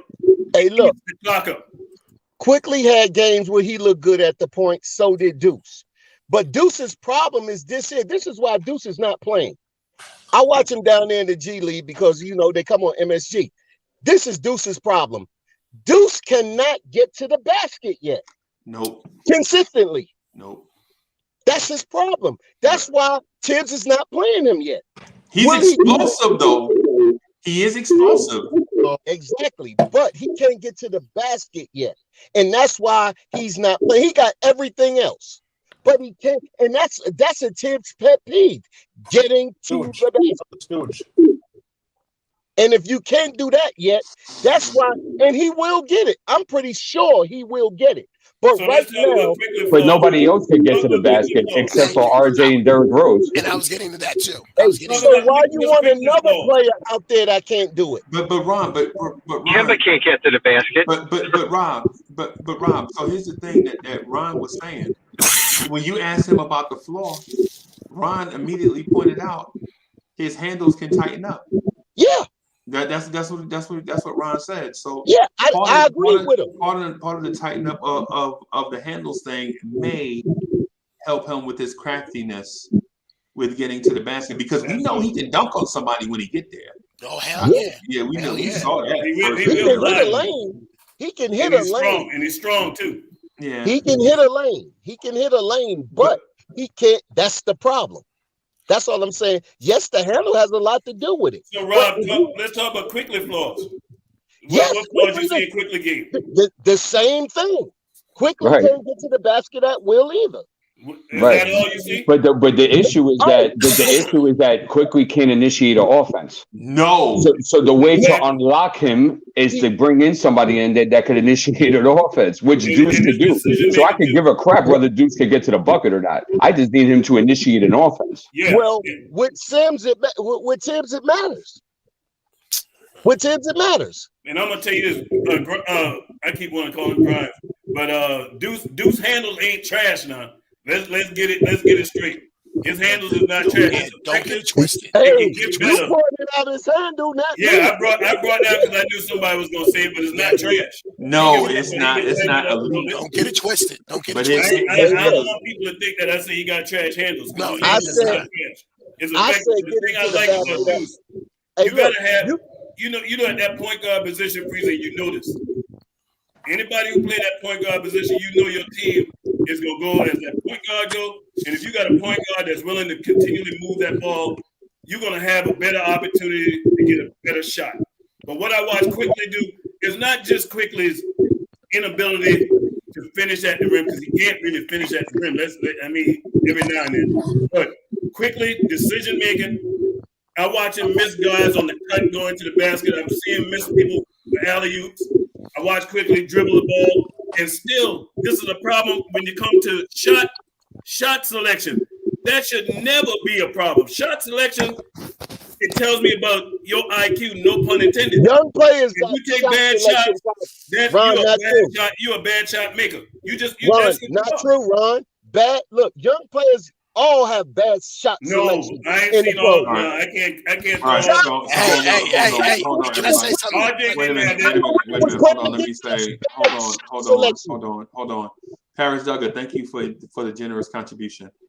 Paris Duggar says, start Quickly for Kemba. He can play off Randall and RJ. Yeah. Man, that feedback is terrible, bro. It's about to ruin the show. Hey, can I say something real quick? You got pants on?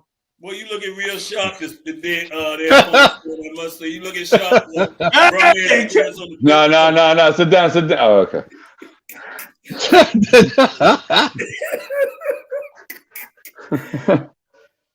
Yeah, man. But I'm gonna tell you, this is a family show, and you out here butt naked. You know what I mean? And Rob, you can't put no blanket statement on everybody, man. RJ don't take bad shots. RJ didn't take bad shots when he came into the league. And everybody don't do it. And Quickly does it religiously. And what I was gonna say was the point guard, the backup point guard in Denver, he didn't take any bad shots, and he had like 14 points in the beginning of the first half. Hey Kev, I want you to help me do something. You on Twitter, right? I seen Vets take bad shots. Right. Sorry. Hey, so Kev, I want to show you something, man, because it's crazy. So, this cat, Uncle Alchemy, who does Golden State Warriors stuff. I don't know if y'all can see this tweet. Let me. I can see it. Y'all in shambles? Okay. Okay. So pause if I need some. So he is. So I have like a fake Twitter beef with him. Good. So shout out to Uncle Alchemy. He does Golden State Warriors stuff and whatever. Like he does all the. He's basically doing what we're doing for the Knicks, but for the Warriors, right? And he's bigger, way bigger, and all that stuff. He tweeted at me laughing after we beat them, talking about y'all in shambles, right? And so Kev, you my Twitter brethren, you GI, Free Keith, Hadouken Sharon. Yeah. You know, we basically scramble all over Twitter defending wild Knicks takes from those that are fans of other teams. Right. So Kev, this is what I'm gonna show you what I tweeted at him, right?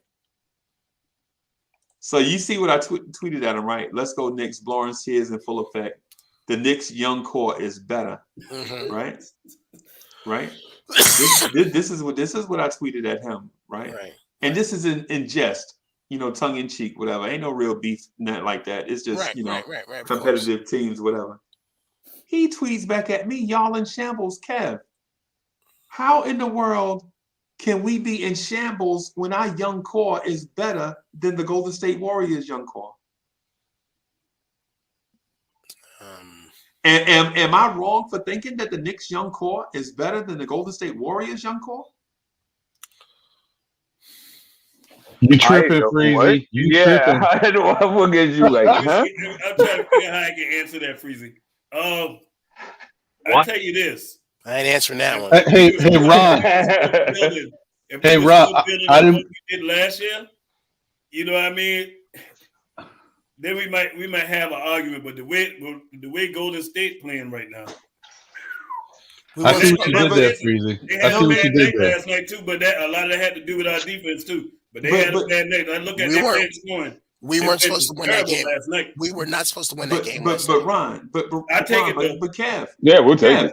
Yeah, but Kev, it took a Herculean effort from maybe the greatest point guard to ever play for them to stay within two of us. Steph Curry had 35 and 10.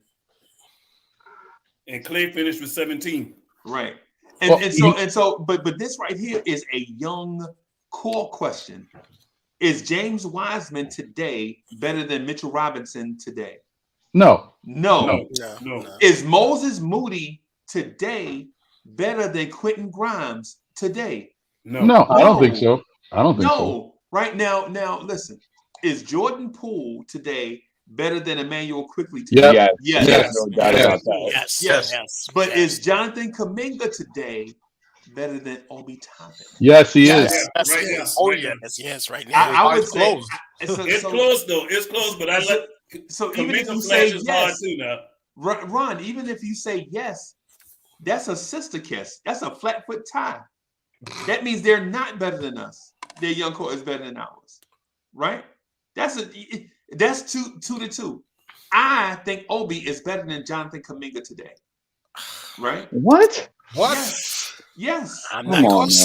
Hey, I'm not close. See, don't we? Come on, y'all! Don't do the Obi bashing, bro. Because the Obi bashing.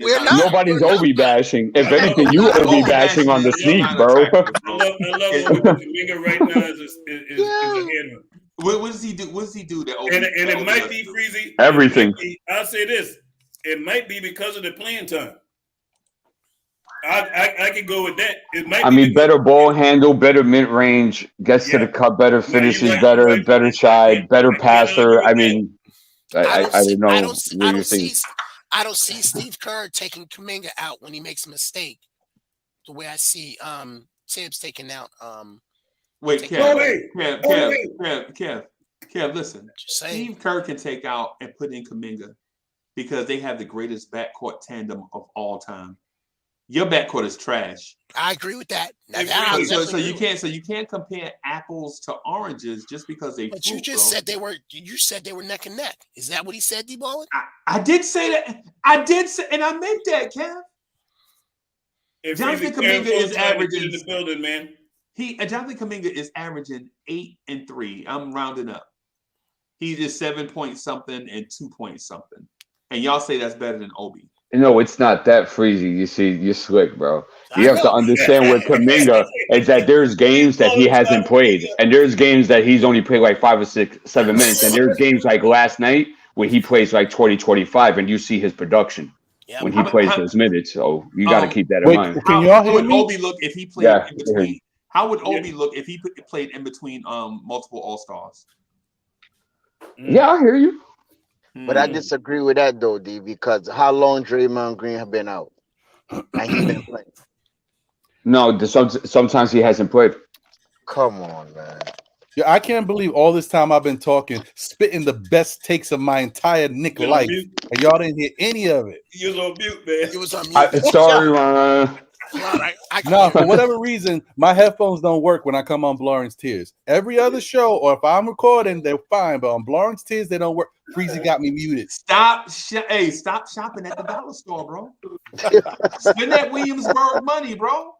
Spend that Williamsburg money, man. Come on, bro. Personal. Oh man. Well, hold on. Let me just get this out real quick. Y'all can get back to it because now I'm gonna forget what I said. All I was trying to say before was, I agreed with half of what you said. Grimes is better than whoever you said. I don't know who else you named. I forgot now. But Kuminga's better than Obi. And if you give Obi 30 minutes and Kuminga 30 minutes, Kuminga's going to look a lot better than Obi. But that's just my opinion.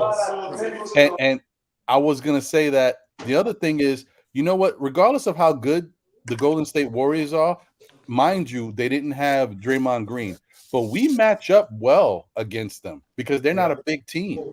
So they don't kill us. You know, if anything, we have an advantage with guys like Mitch doing their thing.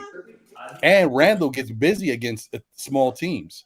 So I think this is just a good matchup for us. And let's just get something in mind too, right? Kuminga in his last 5 games has played 36 minutes, 23 minutes, 23 minutes, 26 minutes, 29 minutes.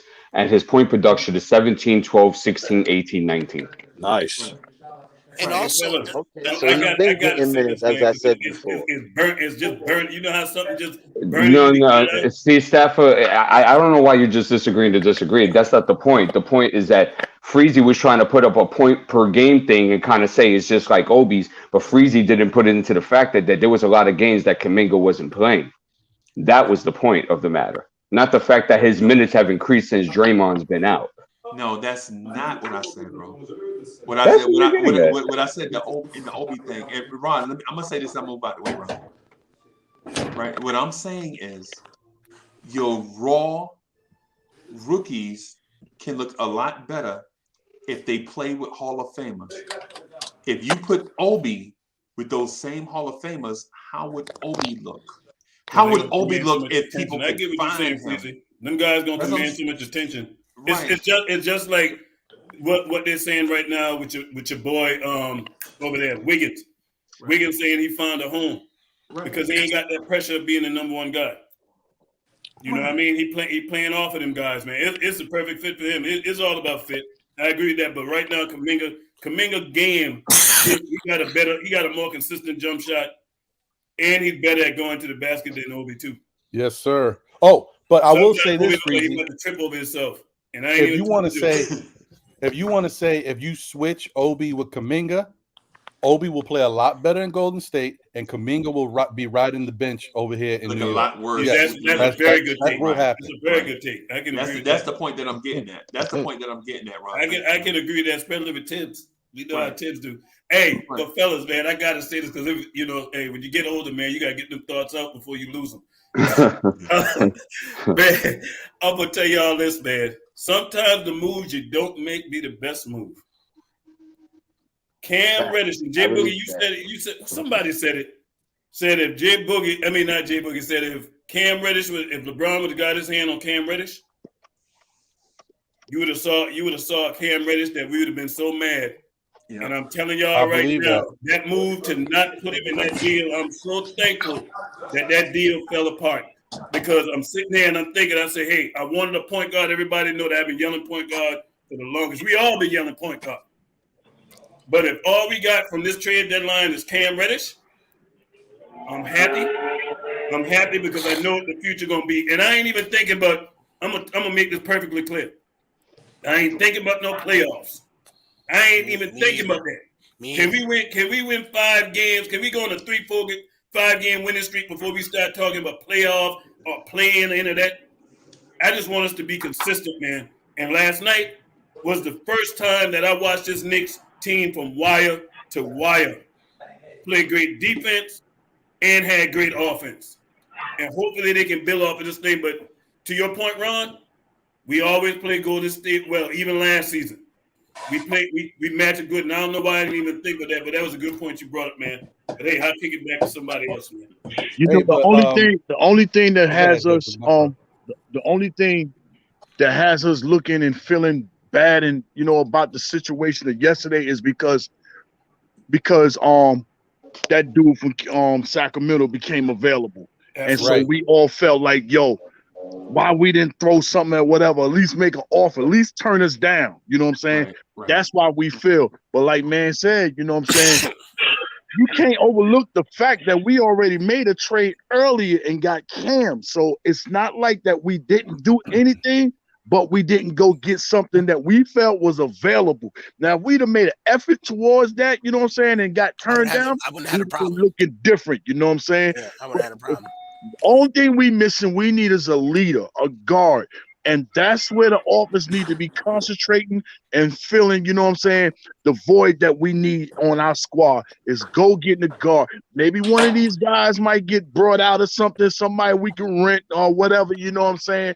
But, I hate to say, when RJ got hurt, you know what I'm saying? It's the same thing. Like when Julius went out for a couple of games, we start learning, seeing what RJ can do, what he can become. Now we got to look at what Cam, you know what I'm saying, can bring to the table, you know what I'm saying? Now how you going to utilize that, Tom? Now he even got his feet where he touched the water when it was 102 degrees outside and you want to touch the pool. No, you could just dive in if it's that hot. Now what you going to do with Cam? Are you going to continue to let this man play even when RJ comes back? You know what I'm saying? You got to give him the minutes. And that's what guys is talking about. That's what's going on in Golden State. Some of these other teams, these young rookies, we might have younger rookies that's better than some of their rookies, but we won't know because we're not getting that playing time. If dudes is not putting them on that floor, we might have some better rookies that's better than some of these others do, but we won't know because they're not getting the playing time. Play these guys, man. Exactly. Learn with them. Freezie said it's okay for us to make the play-in with the rookies. Freezie also said it's okay for us not to make the play-in with the rookies. It's both way learning experiences, you know what I'm saying? Play the young guys, you know what I'm saying?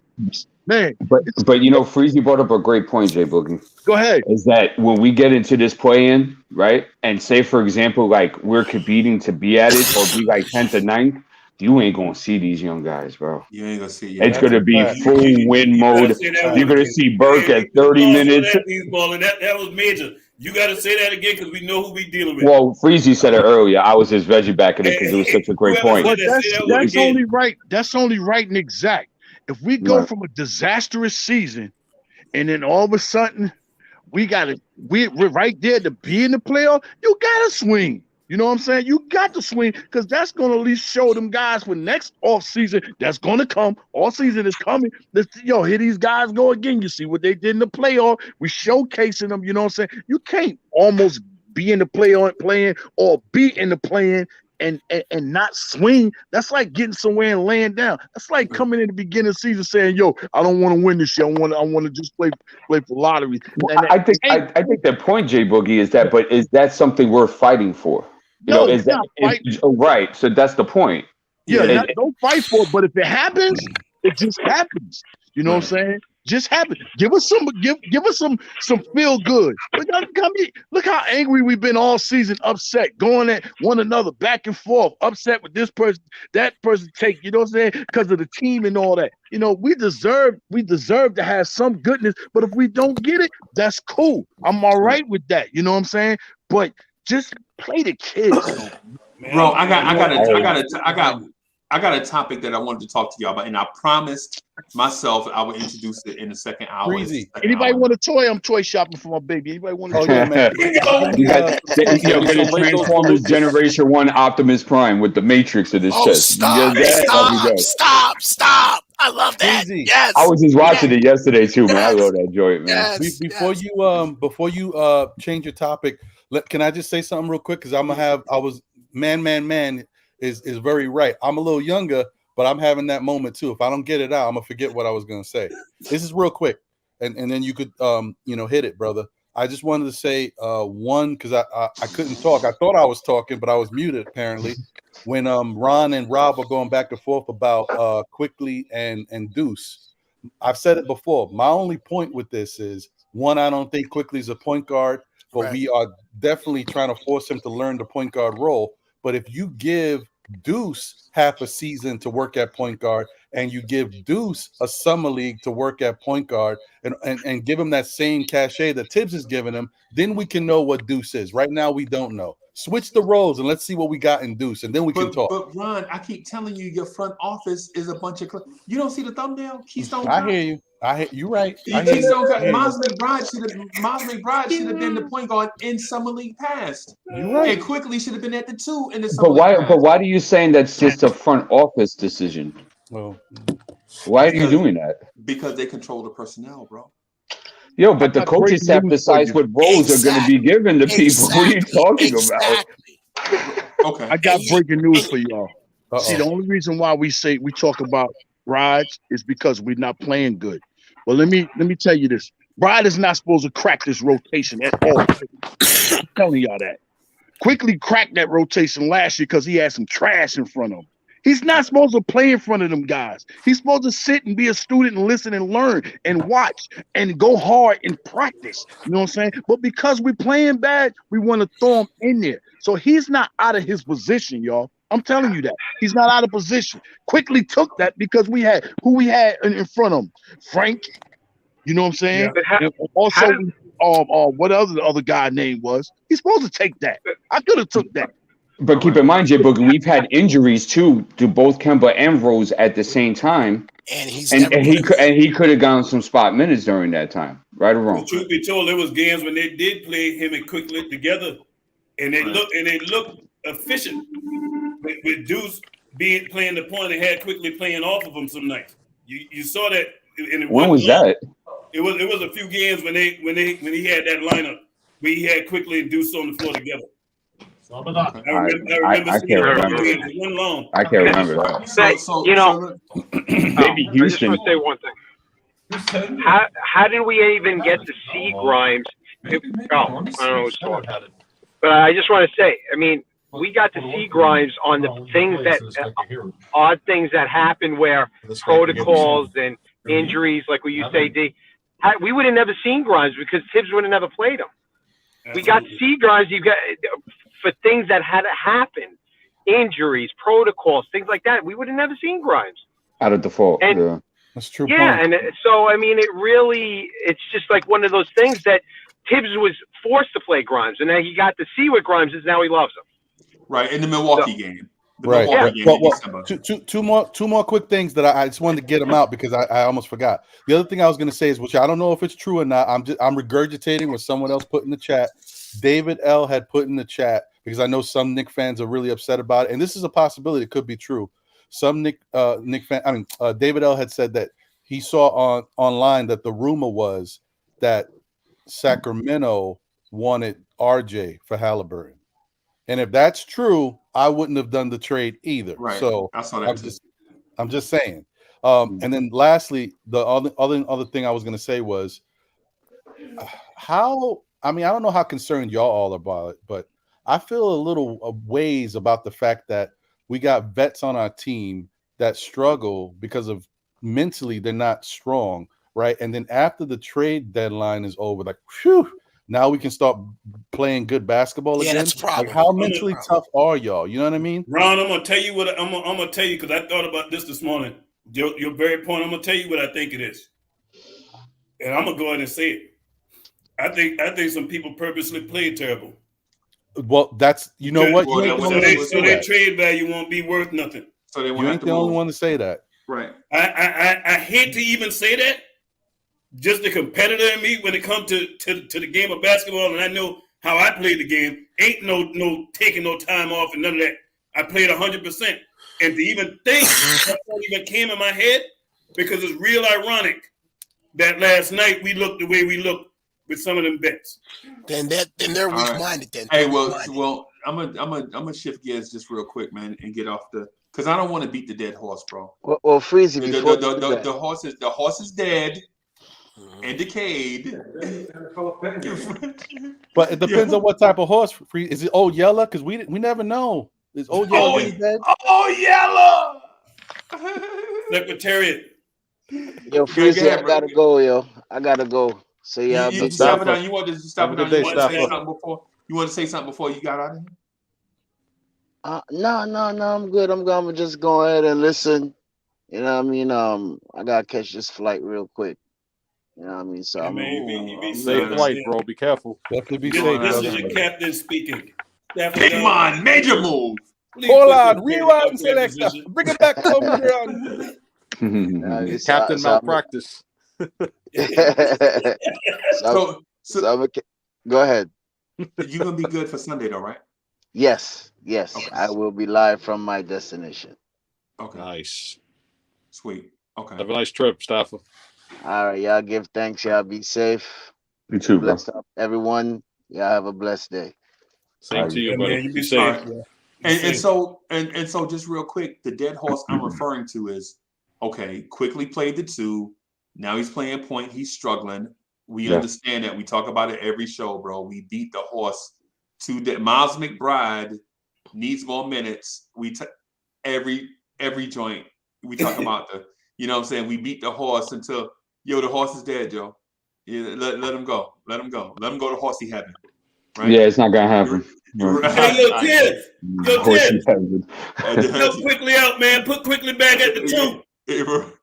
Right. So I had this thought that I wanted to. I'm glad Ron is here because both Rons are here.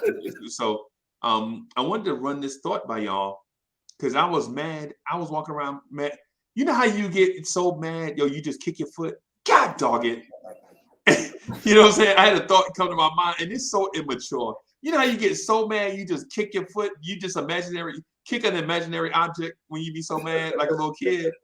You know what I'm saying? Like when the kids wake up, they want some cereal, but you ain't got no milk, and then you were like, well, we ain't got no milk, man. We can't eat cereal, but we can have pancakes. And little kids like, oh man, you know what I'm saying? So this is when I thought about this, I was like, yo, I'm gonna ask D Poetic, but I ain't gonna ask him on the phone. I'm gonna ask him on the joint because I want to get his real reaction to it. Mm-hmm. Yo, do y'all think that Leon Rose' front office is eating off the back of Steve Mills and Scott Perry? Elaborate a little bit more on your question. Like, what makes you think that? Okay, all right. So when I thought about it, it dawned on me. I'm like, well, maybe Steve Mills. And I meant for Cornerstone Kev to be here so I can make him laugh. But when I think about what the front office is doing, did they accumulate draft picks, or are they using the draft picks that Steve Mills and Scott Perry got in the Kristaps Porzingis trade? Right? Mm-hmm.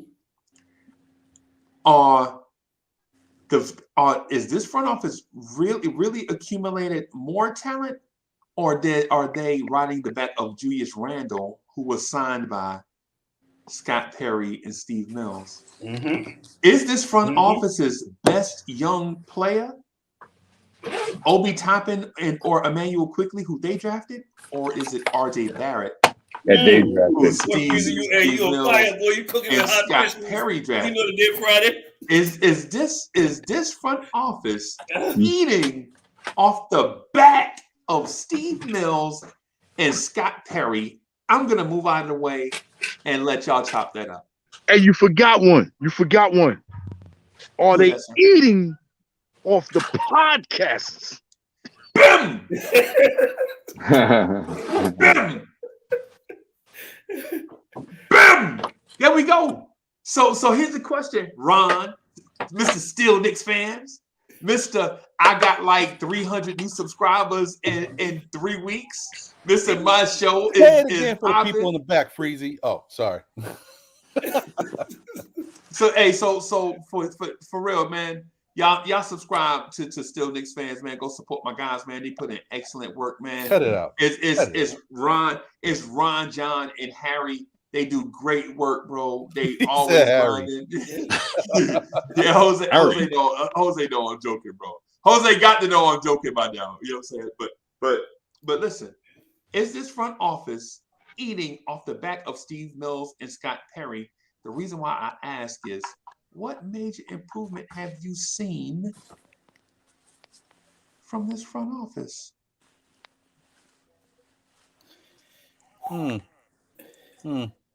Well, I mean, you brought me up, so the improvement that we've seen hasn't happened yet because we got a coach that doesn't play these young guys. So I don't know what to tell you yet. But Ron, but check this out though. Listen to hear me out. Steve Mills and Scott Perry had less time than this front office, and Steve Mills is run out of town.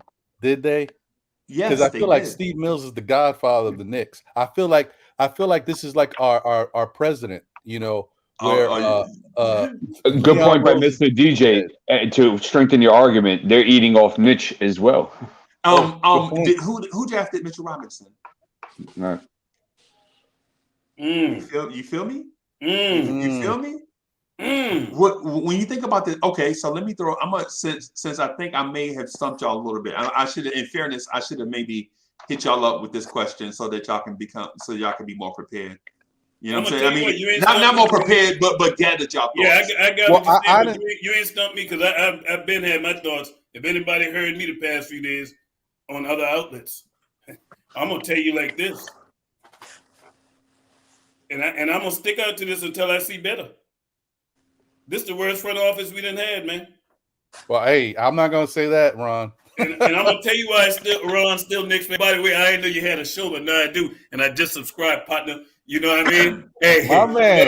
But I'm gonna tell you this: is why I say it. You know, when you have as much ammunition as this front office have had the last 2 years to make moves, come on, mommy, and you don't make moves that this team need to get better. That's a problem as much as not having the ammunition to go do something. Right. You know what I mean? And that I have a problem with. And Phil Jackson, I don't even consider. I see my man said Sherwin said Phil was the worst, but I don't think so. Because when Phil came, remember we ain't had no draft picks. Right. That was Phil's doing. Phil got us where our cap. The first thing he said he's not getting rid of draft picks, and the money was right when Phil left. The money was not messed up. Right. So this was a part of Phil doing too. Now you got to give Phil his credit, and them guys behind him, Steve Mills was with Phil. You know what I mean? And of course before he got here, but when you look at what Leon Rose have done, getting Alfred Payton, you cut Alfred Payton, you brought him back, and because you brought him back, when you brought him back, you had to give him a no trade clause because of collective bargaining agreement. Then you had the other guy from Golden State that didn't make it to the Jacob Evans and Murray Spellman. Yeah, and you had to cut them. You brought in the other guy from Charlotte that didn't make it past training camp. Michael K. Gilchrist. You got rid of him. Then look at what you did. You brought in Skylar BCA. You brought in Skylar BCA. You got rid of him. And then look at what we just did recently. Cam Reddish. You brought Cam Reddish in. And then you had him in deals trying to trade this guy. Yep. If that don't show me that you are lost, you don't know what you're doing, I don't know what is. Hey, I'm telling you, they don't. And Freezie, you said it perfectly. Not only that, look at the guys we brought back to be starters on this roster. that you got playing starters minutes. These guys were role players. Nerlens Noel is not a starter, ladies and gentlemen. Alex Burks is not a starter, ladies and gentlemen. No. And there's one more. There's one more that he brought into. Oh, and Kemba Walker definitely ain't no starter. Right. You know what I mean? These guys are role players. The only one who's a borderline starter can be a starter, is Fournier. Right. And then he's very limited. So you look at what he's done, and then having no direction. When you brought in a coach in Tom Thibodeau that everybody in the world knows love to have veterans. That's what he wants. He's a win now coach. But you set the team up in such a way where you got a bunch of young players and you got role play, you got vets, but they ain't the right kind of vets on this team to support what your coach do best, which is play defense. Right. So if that ain't the epitome of a bad front office, and just like Freezie said, Freezie done laid out the groundwork. All them guys, Mitchell Robinson, RJ, that ain't his guys. Right. That ain't his guys. They fell in his lap. Right. Right. You're right about that, Ron. But the only thing I will say is you could say right now, Leon, this administration doesn't look that great. I don't know if I want to say that they're the worst we've had. I still don't like what Phil did, but to me, the worst is he's always going to be there. You can't take the crown away. He worked hard to be the worst, and that's Scott Layden.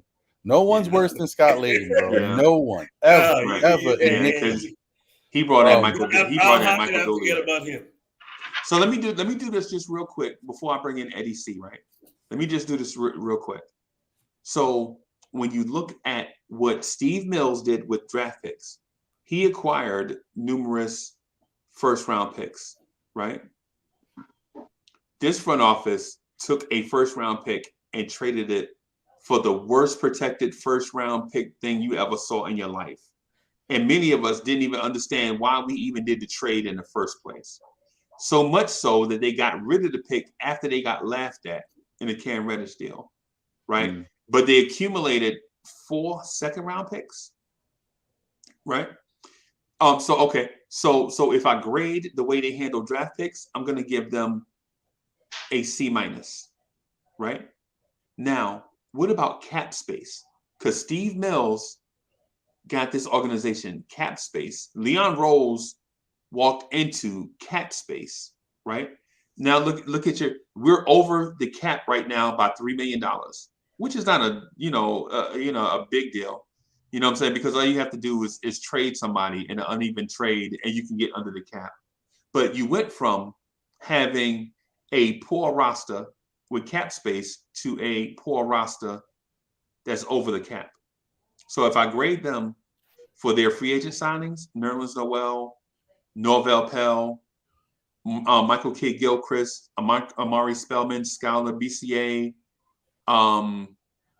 and others, Ricky, Ron, I don't know, whatever his name is, Scrabble board, Alphabet Soup, right? You brought in him. He never played a minute for the Knicks, right? So if I have to grade them on their free agent signings, I give them a C-, right? So for free agents and draft picks. Now, what about the draft? We all have differing views of the draft, right? Overall, Obi Toppin, Emmanuel Quickley, Quentin Grimes, Rokas Jokubaitis, Jericho Sims, Quentin Grimes. While I think they are all high character players, high character, like great people and hard playing guys, I don't see an RJ Barrett in that group, right? Not yet, because it's still early, right? So if I have to grade them on that, I'll give them a C-, right? I'll give them. Now, trade deadline execution, right? Trade deadline execution, they get a flat-footed F, right? Because it's not fair to give them an F-. There's no such thing as an F-. Either you fit, either you pass or you don't. They get an F, right? Because Karen Fung is in the building, ladies and gentlemen. Put your hands together for Karen Fung. What's good? So Karen. So if you grade them on trade deadline execution, the 2 trade deadlines, you remember last year Last year, we waited for them to pull off the Lonzo Ball deal, right? All they had to do was give up one of those first-round picks. Freezie, why you had to go there? And they didn't. And we missed out on Lonzo Ball. And then in free agency, we missed out on DeMar DeRozan. And so right now, we could be where the Chicago Bulls are, but we're not. And then yesterday, the transaction that they made, they acquired Gerson Rosas, another executive, somebody to add to the bureaucracy, right? Basically, they reinforced City Hall. They didn't pay the teachers. They didn't pay the cops, right? They paid more bureaucrats. That's what they did, right? They reinforced City Hall. Now, if you're a fan of City Hall, then that was perfect for you. But if you're a fan of Knicks basketball, then this was a flat out disaster, right? This was a disaster yesterday. Not only did you not make a significant move to shore up, you didn't go get like what D Poetic said, man, you ain't had to make no major. You could have got TJ McConnell. And now when Kemba goes to the bench, you don't have this weird Emmanuel Quickly conundrum. Right. Quickly can do what comes natural. And then when Derrick Rose comes back, guess what? TJ McConnell can be your third point guard. Now you have 3 vets. So when Kemba rests and when Derrick Rose gets hurt again, and you know it will happen, you still have TJ McConnell. So I'm asking you, Eddie C. I'm asking you.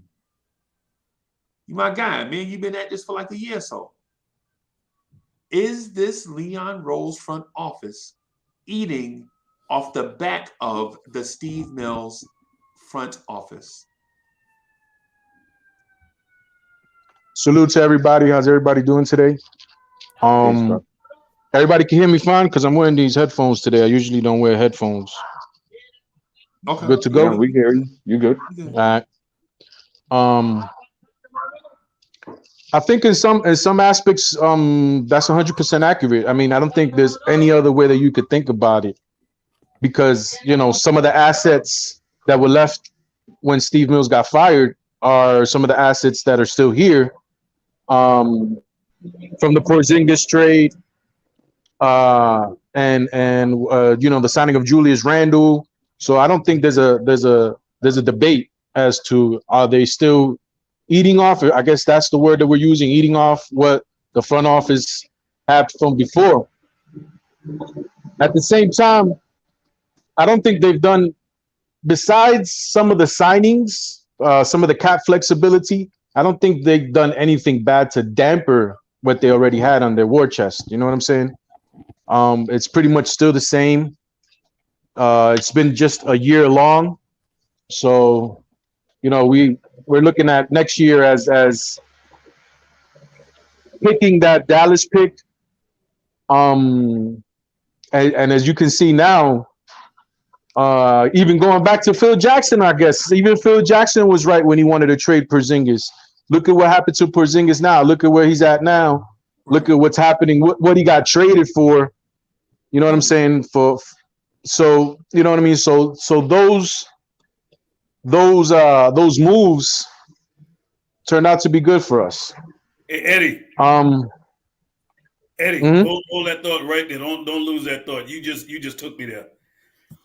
If they would have allowed Phil Jackson to make that trade, do you know how great the Knicks would be right now? Right. Because we was about to fleece Boston. They were willing to give up a lot. Yep. Oh my goodness! You just took me there, man. Keep going. I'm about to start crying. And I think Phoenix was in talks too. I think Devin Booker was in talks. Yeah. Even if we had to attach other assets, first round picks or whatever the case is. We were asking them. We were Devin Booker and first round picks. Yes. Okay. So at that point in time, he was right on the money when it came to him. His injuries, these people, the thing that we don't have the luxury of, that everybody in the front office, the coaching, even the players in the locker room have, is they work together. they know each other. They see each other every day. They know each other's tendencies. They know if Grimes comes in, sometimes Grimes could come in moody for just for sake of argument. That's just the way he is. But none of us can see that. None of us know that. You know what I'm saying? So that's very important to know, especially when you're trying to make a move. Nobody knows everybody knows now Kristaps Porzingis is a prima donna, but he probably saw that a long time ago. Family And he business probably don't mix. foresaw, the injuries, everything else. You always have to trade when the person is a high value. I mean, part of the reason why we couldn't trade anybody this year because we didn't have anybody with high value right now. Nobody was playing great. Even our young boys, So sell high on these players, kind of like the Indiana Sacramento. I think that's going to be a great trade for both teams. Both teams, Sacramento had a surplus of point guards. They were in need of a power forward. Indiana wanted to shore up a backcourt for the future. And they sold high on Halliburton, I think. You know what I'm saying? Because, they got Sabonis. Sacramento got Sabonis, and they still attached Buddy Hield's horrible contract. So that's another feather. That's another feather in Sacramento's hat.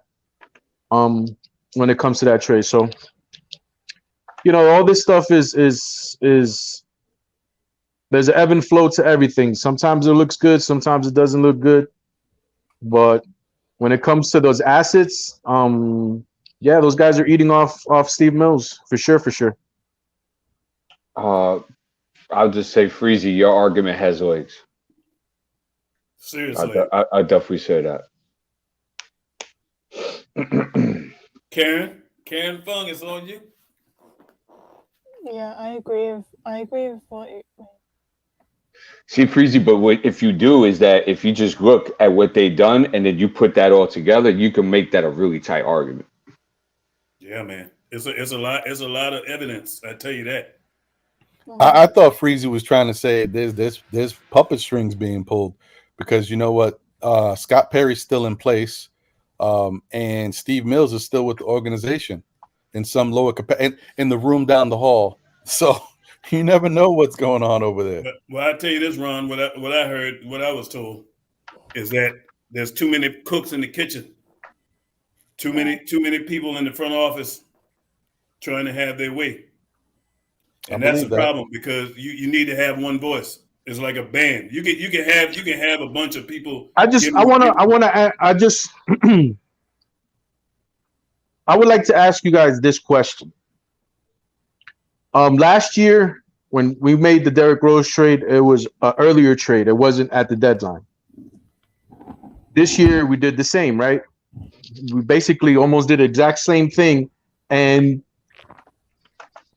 saw little glimpses of it, but until yesterday, we probably saw the benefits of the trade, which was Cam Reddish. He helped us win a ball game yesterday. The way he played, his scoring, all this stuff. Mm-hmm. My question to you guys is this: Would you guys feel the same about the trade deadline deals if they were made at the deadline instead of earlier at the deadline? Let's say for example, the Derrick Rose trade that ended up being great for us last year, instead of being done a month before the deadline, was done the day of the deadline when everybody's ready to receive this information. You understand what I'm saying, John? Yeah. Everybody would have been happy with that. How would you have felt? How would you have felt if we got Cam Reddish? Yes. And you see, let us answer the one question. Let's answer it one at a time. But I tell you, ask the question. Let me. No, I'm trying to finish. I'm trying to finish the question. Actually, I'm finishing the question. Okay. How would you guys have felt if Cam Reddish would have been brought on yesterday instead of 3 weeks ago? For me, I would have liked Cam, but I would have want me a point guard. That still don't solve our problem, but it would be a great consolation prize to have him, because I look at that Cam deal as a precursor to something else that's coming in the off season. We know what that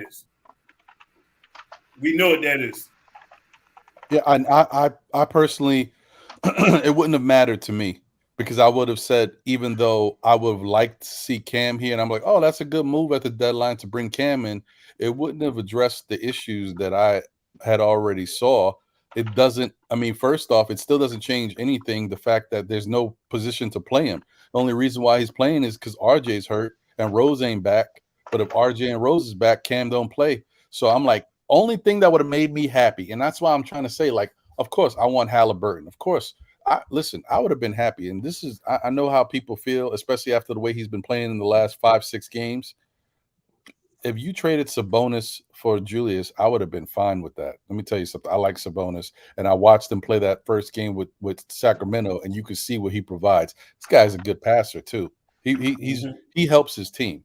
That's all I'm going to say about that. But I what the Knicks needed to do, in my eyes, is cut some of the fat. Cut some of the fat so some of these guys, so that Tibbs can have some positional flexibility, so he can put guys in the game that might help him. If he don't do it, it's on Tibbs. But Ron, that's not the answer to the question as Eddie C asked. He asked, would you have felt the same if the trade was pushed back? Like, yes, yes, I would have felt the same. It don't change nothing for me because you trading Cam for Knox, and Knox don't play. Okay. So to me, it wouldn't have mattered. Okay. So I wanted to, so just to address. So I didn't hear, for one, I didn't hear D Poetic's answer. I was on my way to back to the mic. Hey Karen, you want to jump in and answer what they said? Sure. Yeah, boss. I agree with like Ron. Like I don't really have the same feeling, but yeah. Okay. So my feeling is this, like with the Derrick Rose thing, whether it happened like in January or if it happened at the trade deadline, I still believe a kindergartner would have pulled off that deal. I'm not giving them credit for trading a lottery bust and a second round pick for a former MVP that wanted to reunite with his coach in New York. They don't get special credit for that. You know what I'm saying? That's like had the answer to the test. You knew what the answer was. It was going to work. Yeah, it's like the dude or the student with perfect attendance. Just because they get an award on graduation day, don't mean they're the valedictorian. You know what I'm saying? You just showed up every day. You know what I'm saying? I don't give them special kudos for having the answers to the test. You know what I'm saying? I will give them credit for not messing it up, but the genius move of the decade. Nah, we ain't ready. We ain't gonna do that, right? And then the Cam Reddish trade, if it had happened at the trade deadline, bro, it's still Cam Reddish, and you still gave away a first round pick. You know what I'm saying? It's not like you acquired your backcourt of the future to go with Julius Randle. See, they ain't did nothing, bro. They ain't did nothing. You know what, Freezie? You still didn't address that point guard. Right. But okay, but let me give you a little pushback here. Right. Okay, the question, the answers was already there, but you still had to complete the trade. You still had to do it. It's like the player that is going left, and even though he's going left, he's still going to score on you because he's going to go left. All right. So they did the trade. They got us a point guard last year. He played great for us last year. We were able to get to the 4th seed last year because of this. Which point? Oh, you're talking about D-Rose. Okay, yeah. Right. And then now we traded away a first round pick that everybody was upset at that we had in the first place to get a player that we think is going to be more productive than Kevin Knox. So at the end of the day, you do have to give him some credit for doing these things and not just crossing their hands together and sitting, like all the memes that we see of Leon Rose falling asleep at the wheel. Like, I understand, man. Like, I ain't trying to be, I ain't trying to get free Keith here. You know what I'm saying? Because the ball's in your court at the moment. You know what I'm saying? But there are things that are done, and even if somebody said, I was listening before I got on, and somebody said the Sacramento wanted R.J. Barrett for Tyrese Halliburton. So, most of the times we, as the organization, has to say, you know what? If you want to fleece us for these players, we're not going to do it. F you, we'll just won't trade. You know what I'm saying? Is it better to do no trade than to do a bad trade, than to give up some of these players at their lowest value and not get what they're worth, than to just stay pat? And we came out victorious yesterday. You know what I'm saying? Wait. Hold on, Eddie 30 C. teams in the NBA. Hold on, Eddie C. The front office didn't win a basketball game yesterday. Dudes on the court won a basketball game yesterday, right? When we tie, who puts the guys on the court? Wasn't Evan Fournier a big part of why we won yesterday? Didn't Kemba Walker have a mini spurt in the third quarter that helped us? Didn't Cam Reddish have a pretty good game yesterday? Like, it's everything. It's everything. We can't. Eddie C. But listen, here's the thing: if you're gonna take, the front office is gonna take credit for yesterday's win, they damn sure got to take credit for all these L's that we've been stacking up before that win. You can't be selective. You can't be selective when it comes to that win-loss record. Right now, the Knicks are 5 or 6 games under 500. So if you go by, if they won yesterday, you have to give them blame for this terrible season. We can't be selective, bro. And you know what else, Freezie, to your point? And Ron, and I apologize for cursing. Go ahead, you good. My bad. You good. My bad. Okay, bro. Oh, and to your point on that, man, this is what I look at with it, right? There's 30 teams in the association. The trade market open up when? The trade market at the beginning, you can trade whenever.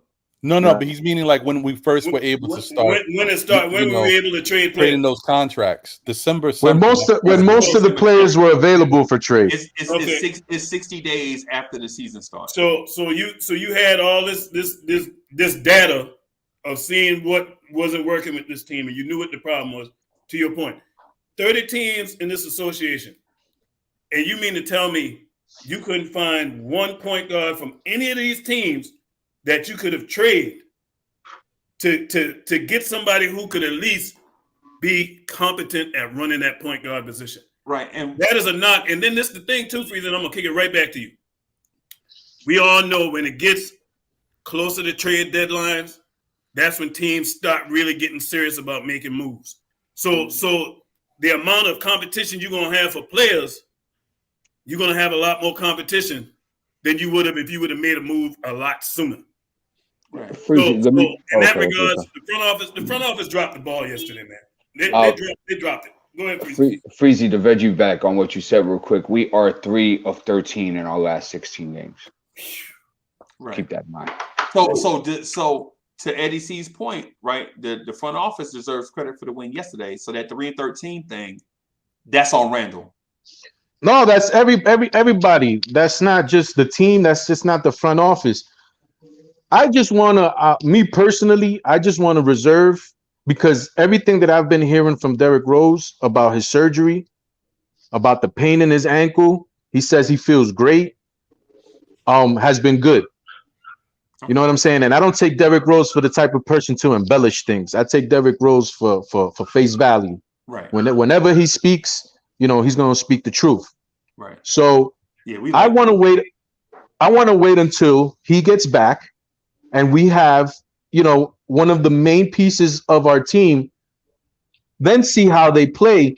If he's healthy and they start playing better and they start playing well, then it's just like Voltron. You know what I'm saying? Everybody needed to be in their place. You know what I'm saying? So, right. When he came on last year, it turned around. And I'm hoping that when he comes back in a couple of weeks or so, we're gonna win at least more games than we lose. Hey, Eddie, I'm gonna say this to you though. Remember who Derrick Rose is, right? And I'm not hating on Derrick Rose, but remember Derrick Rose is a 30-something-year-old point guard with a very, very checkered and littered injury history, right? And if this franchise is pinning the hopes of their season on a 30-something-year-old brittle point guard, then they are rolling the dice in a means that is peculiar. I get you. I get you. I get you. So let me read this What, chat real quick. Derrick Rose is solid, and I love Derrick Rose. I love everything he stands for. His history is well checked and well documented. But I think they could have done Derrick Rose a real good solid and move him to a contender, man. That's what they should have focused on, because Derrick Rose ain't gonna get a championship with this team. And I hate to see great players that was once great have to leave like Patrick Ewing. Yeah. And I fear the same thing for Damian Lillard out there in Portland, man. Right. He's gonna be another Patrick Ewing. Right. And the guys that are on top. Well, let me read this super chat real quick. Justin Smith says, so Justin Smith, thank you for the generous contribution, man. We appreciate everybody's contribution. It helps us keep the lights on here. You know, we're a little small mom and pop soul food place. You're trying to provide a good product to Knicks fans. Yep. I was trying to also give you like the super chat, but like my account, like for the card, something, it didn't work. So yeah.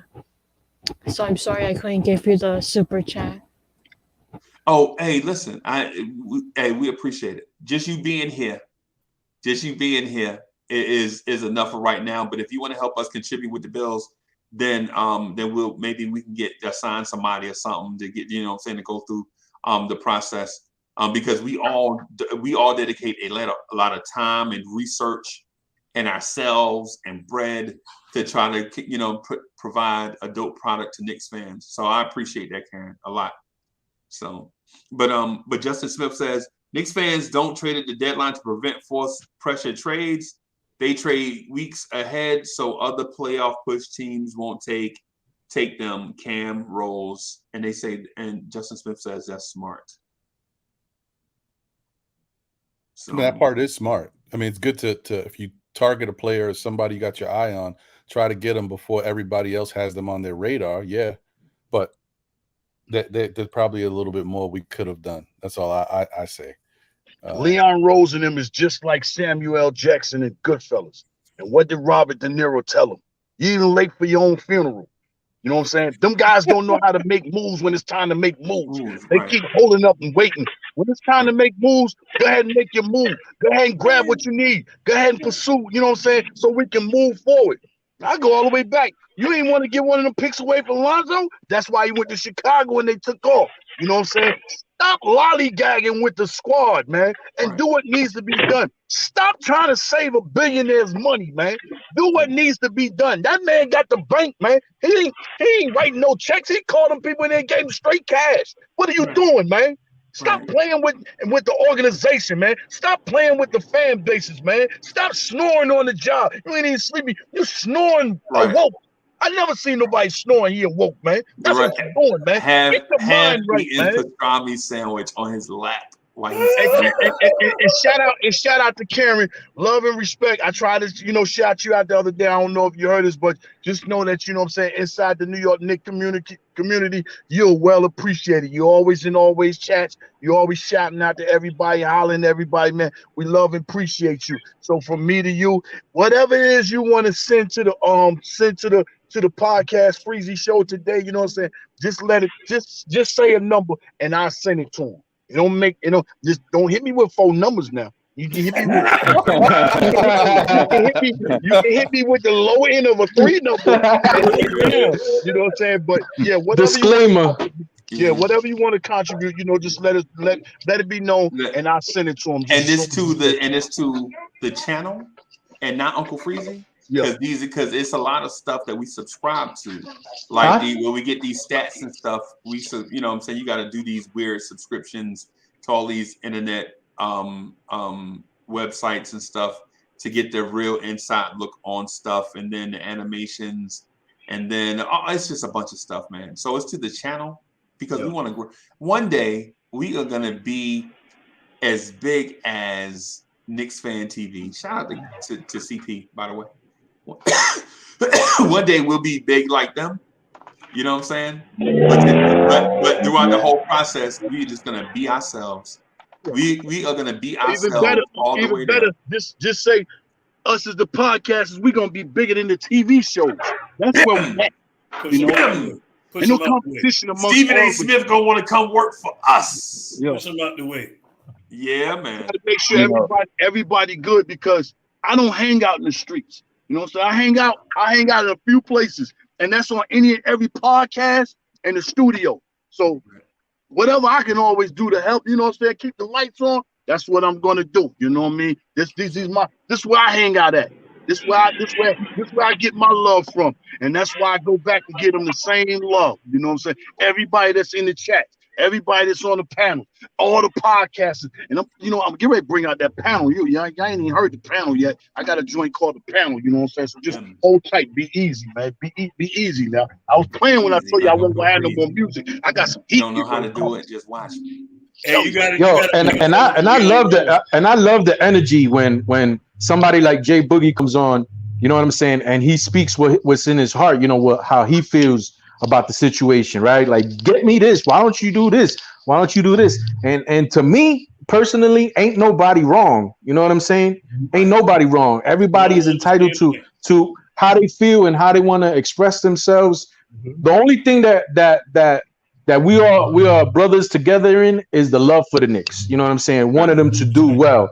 You know what I'm saying? Be it how it be, falling into something, being aggressive with something, you know, having luck with something, whatever the case is, you know, that's the most important part, that we still here, even after we've had a horrible season. You know, we still come here every day and we chop it up and we talk about, you know, how we want to better our team and how we better than everybody else's podcast. How everybody be following the New York Knicks podcasts. You know, how we innovate in this way, the wave, you know, how, you know, things like that, man. So, you know, that makes me happy. That makes me want to keep getting into the chats and listening to you guys and listening to the how you want to express yourselves.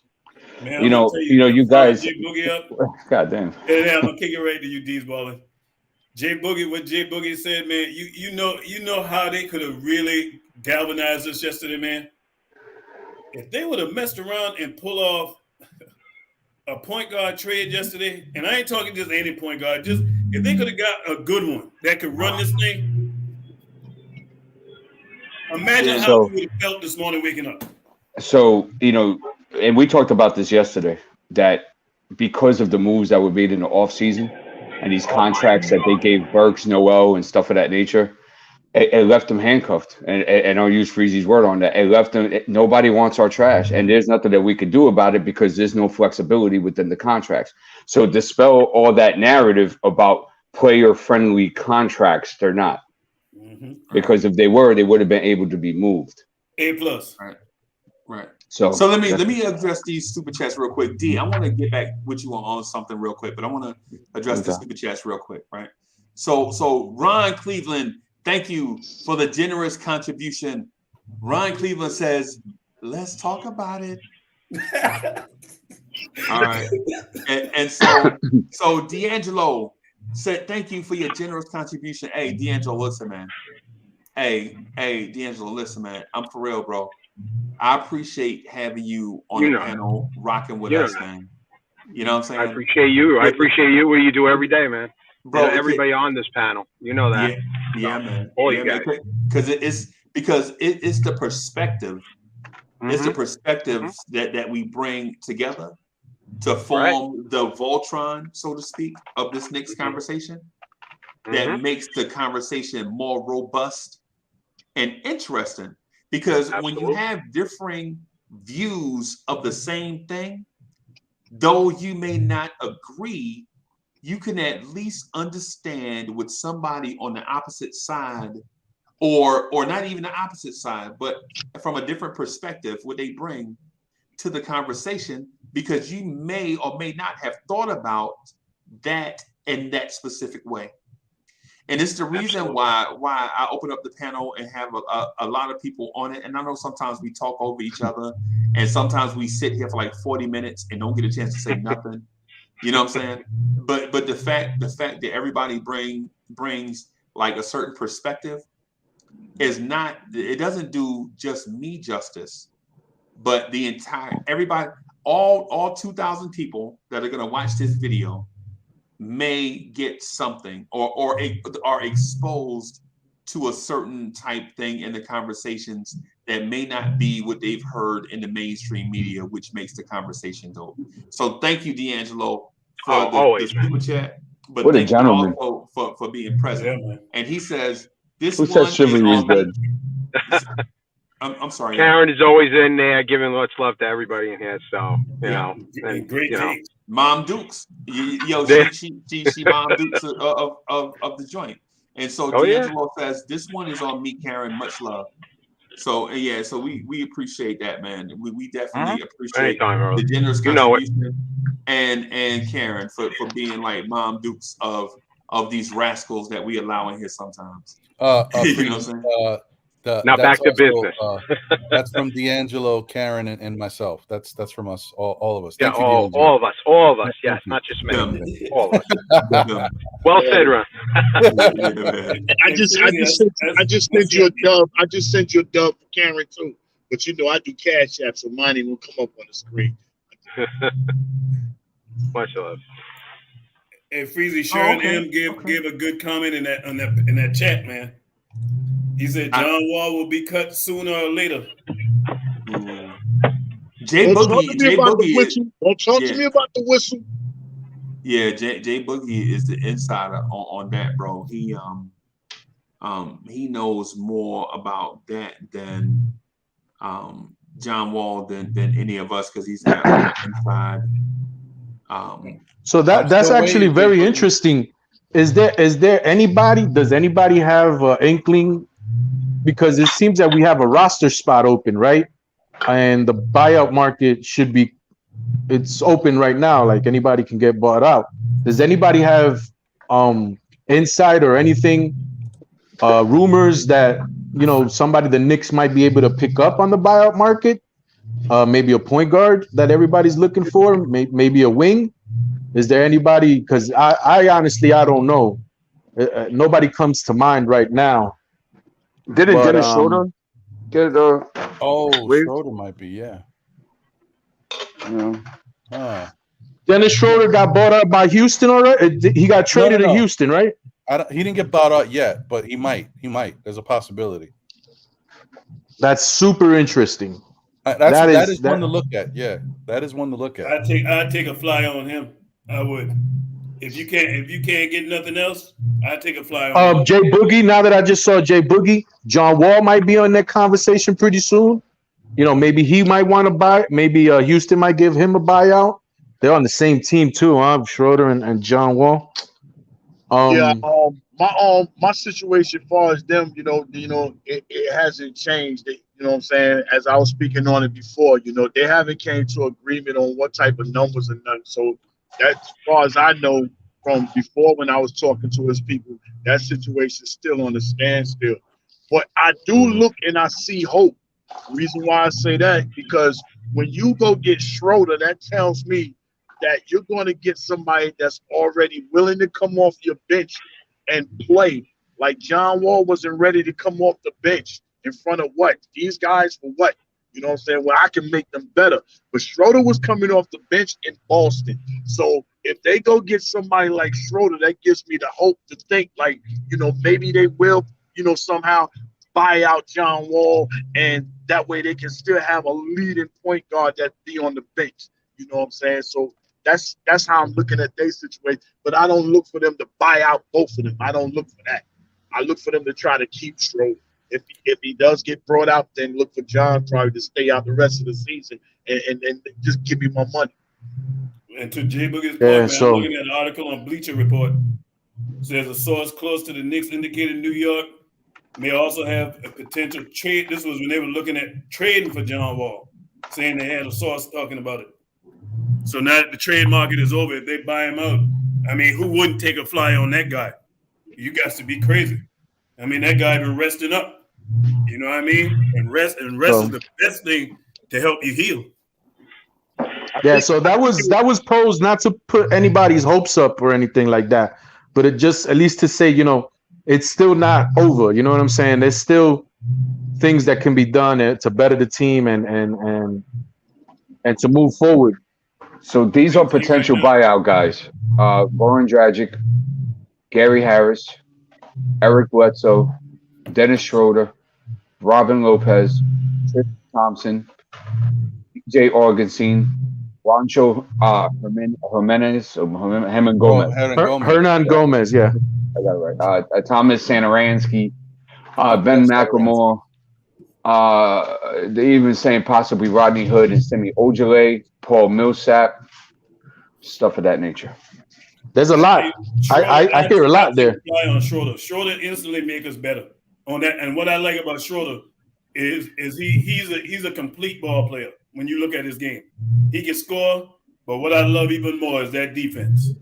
He will hound you on that perimeter. He will hound you. So you know what, man?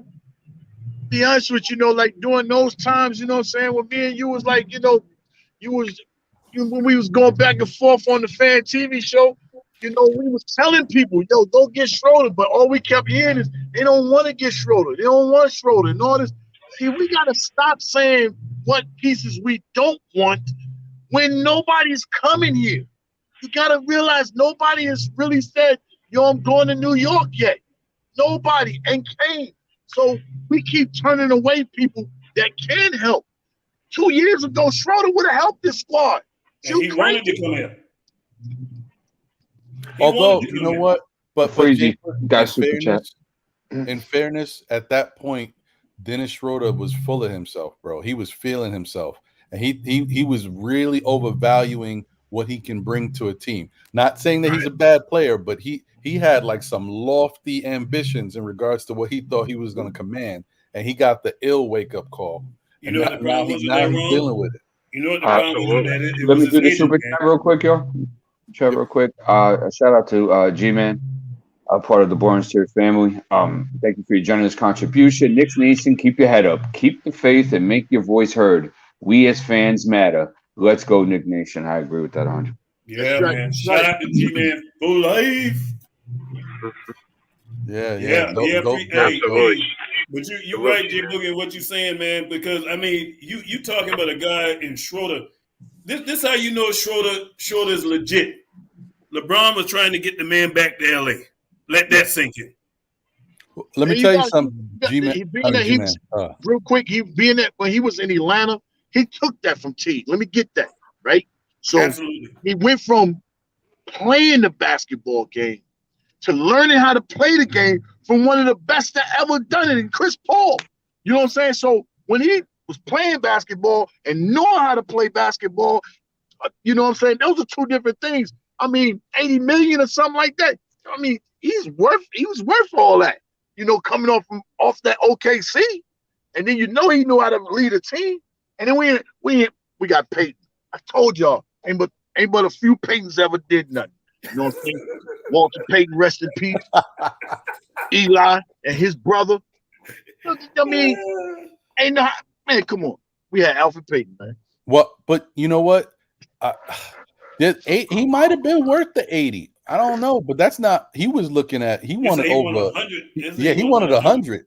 But I think that was actually. That was more that agent messed that up. Yeah. But see, you could have freaked that. You want the 100? Okay, we give you 20 per. You want the 5 year? No, we're gonna give you the 4 year with a 5th year team option. Guess what? He'd have been in his 3rd year with us right now. Yeah, and I'll tell you one thing, Jay Boogie. Schroeder would have been more valuable, and his skill set would have been utilized better with the Knicks as opposed to any of the other teams that he has been on, because there's a lot more players who can play similar positions that he would be, dealing with. With the Knicks, he would have been the man at that position. Right. What Tom true. Love point guards that can get to the basket. I know he can get to the basket, and he can finish too. Yeah. We'll see what happens with the buyout stuff, though. Because let me tell you, if I had a choice in that order, if it's John Wall, Schroeder, and Dragic, for example, that's the order I'm going in. Try to get John Wall first, then Schroeder, then Dragic. I'm with you. So basically what we're saying is Leon Rose is not eating off the back of Scott Perry and Steve Mills. Bam! Freezie, boy. I mean, I asked the question. I knew we would get sidetracked, bro. That's what we do. I knew. I thought I already answered though. He's still eating. He's still eating off of it. Yeah, that's what I agree with you so much to the point that Freezie, I thought you were saying something else. Because I take it a step further. I believe it's Puppet Master over there. So I still believe that Steve Mills and Perry are having conversations, and then Perry is bringing those conversations, unbeknownst to Leon Rose, that it seems like it's coming from Perry, but I think it's Mills and Perry still cooking things up. Oh, Justin Nelson Schroeder got bought out. Oh, okay. Well, I mean, if it happens quick, then there's a Knick organization. Sometimes you can't wait for what you want. You got to pounce. If Schroeder is somebody that would like to come to New York, where, I mean, come on, Schroeder got to be looking at it like, you don't got no point guards over there. I mean, maybe Derrick Rose, but he could come in and start, bro. Yeah. So let me ask y'all a question, right? Because we didn't really get to hear y'all thoughts on this. What do y'all think about this Gershon Rosas hiring as a consultant? Wait a minute, I didn't get to hear your thoughts on is Leon Rose front office eating off the back of Steve Mills? Oh, I told you it has legs. No, I didn't hear that. I didn't hear that. Oh yeah. I was saying that your argument has legs. Absolutely. Because I was looking at some articles while y'all were building on it, and I was looking at the moves, and there was a lot of moves they made that have impacted what's gone on in the last couple of years. So it has legs. Absolutely. And I was saying that what you should do is that you should articulate your argument right and propose that and make that real sound and firm. Right. I'm come on, fellas. I talk back to y'all this weekend. God bless you all. Have a great Friday. You know what I'm saying? Do something for yourself. Treat yourself. Go with your family. Take them out. Do something, man. Show yourself appreciation. Been a long week, hectic week. You know what I'm saying? Love you guys. Jay Boogie, don't go. Jay Boogie, don't go nowhere yet. Jay Boogie, don't go nowhere. Let me tell you something. Hey, so we love you, bro. And I know you've been through like a tough time. And ain't nothing I can do about that but be supportive. Right? Right. Just remember, as you go through this thing, man, like trials and tribulations, remember, just because people are not walking beside you, you know what I'm saying, as you go through it, don't mean that they not behind you and got your back. Man, right? I know, man, trust me. I know all my brothers. All my good people. That's why I rock with y'all and I love y'all. And I talk with my one down there, you know what I'm saying, down there in that corner, you know what I'm saying? The down there in that corner, me and him talk, a lot, because, we've been through the same thing in the same time, same situations, all for a while. Not just, this when it happened, for a while, you know what I'm saying? So, I know where the strength is at, you know what I'm saying? And trust me, I use y'all for the strength. Even when I don't ask you for the strength, I get the strength. You know what I'm saying? Y'all help me better my day, brighten my life and everything. I was going to call you this morning, but some people don't like getting called 6:45 in the morning. Hey, yo, some people look at their phone 6:45 in the morning and be like, well, this better be in a... Nah, bro, I'm just calling. Just see how you doing. I told you, man. I come from the yard. My celly worked in the kitchen. The door popped for him at 4 and 5. I never went back to sleep. I get up early because I still have flashbacks, screams, and scared dreams and all that of what happened to other people. I'm up, man. Now I don't have to live like that no more. I'm blessed. You call me anytime, man. Anytime, man. Hey, God Boogie, bless you. Yes, sir. Boogie, go get you one of them Levi's jeans outfit, man. Levi jeans. Man, I just bought like 4-5 pair of Levi jean outfits. I'm a Levi dude. You know why I said that. You know why I said that. Yeah. I'm a Levi dude, man. I can't do nothing. I can't do all that skinny jeans, razor cutting out the side of your thighs and all. I can't do that, man. Shout out to Mom Duke for having you looking right in that photo, boy. You know what I mean? As a youngin'. Picture day. You know what I mean? Yeah. Have a container of Vaseline on your face. I was in the 6th grade with that brown Levi suit too, man. 6th grade, a brown one, man. That's tough. Hey, with the part all awkward, with the part like right here. Yeah, with the turtleneck all the way up, not the mock neck, the turtleneck. All the way up, because picture day always be in November. Why they always put the color out of turtlenecks? The real deal. Yes. You know what I mean? Not the mock neck. The turtle. The shell. Yeah, man. Hey, God bless y'all, man. Hey, Boogie, Jay take care of Boogie just yourself, made me brother. think, boy, Out, before you man. go. You just Still made me Knicks. think. There's Still only Knicks. one thing I didn't like. The one thing that my mom bought me coming up as a kid, man. It was only one kind of pants I didn't like. What's that? And every day I couldn't hide it. The doggone corduroy pants. Corduroys, I knew it, bro. I Oh, hated them joints too. you talking about the fire starters? What? You talking about the fire so you be walking and Oh, you the- rubbing together? I Yeah. hated those things. These ballers, I hated those things, boy. I hated them things. My mom had like 3 of them joints too, and I was like, nah, man, we ain't doing that, man. And let me tell you what Joyce used to do, man. Hey, you know, it's funny, the memories come back to you, your parents, man, when you go through things. And J Boogie, I know you've been having them. You know what I mean? I told my dad, I said, yeah, boy, I remember mom would get me ready for school, in elementary school, man, and she'd put that belt on my waist, and she'd pull that belt so tight, my little waist would be... She be rocking you. You be rocking like this when she be putting the belt on. Hey, I know all the time. I remember times, man, I know I was in school. I was cutting up. I know I was bad. I was out of control. And then come Friday, you know what I'm saying? With mom's going, yo, boy, we going shopping tomorrow. We going shopping tomorrow. So I'm like, okay. We wake up, go shopping Saturday, and we come back about 2:30, 3 o'clock in the afternoon. And guess what? The mailman always brought that bad letter in the mailbox. She'd be like, get the bags, take them in the house. And she'd go to that mailbox and get that bad letter. Every time I do something for you, always come back and tear it down with a letter for school. That's a fact, Jay Boogie. Well, That's them a fact. letters, boy, them letters, boys, tough. Mess you up every time. Yeah. My mama said, I take the letters at home because they used to call your job and you don't talk to your parents. Yeah. They talk to anybody there. Well, tell your son such and such. He was bad. Make sure you let her know. You need to come get it. She need to get a child and all it. And then she got to listen to them talk. You know what I'm saying? But yeah, I'm getting ready to jump out, man. God bless y'all, man. All right, I'll see Boogie. y'all later All on. right, Boogie. Hey, we gonna get one tonight, man. We gonna get one tonight. We starting something beautiful. Yeah, man. Yeah, man. So, what do y'all think about Gershon Rosas and his hiring as a consultant? I really What does would that mean love to y'all? know. We can't find out though. I would love to know who made that hire.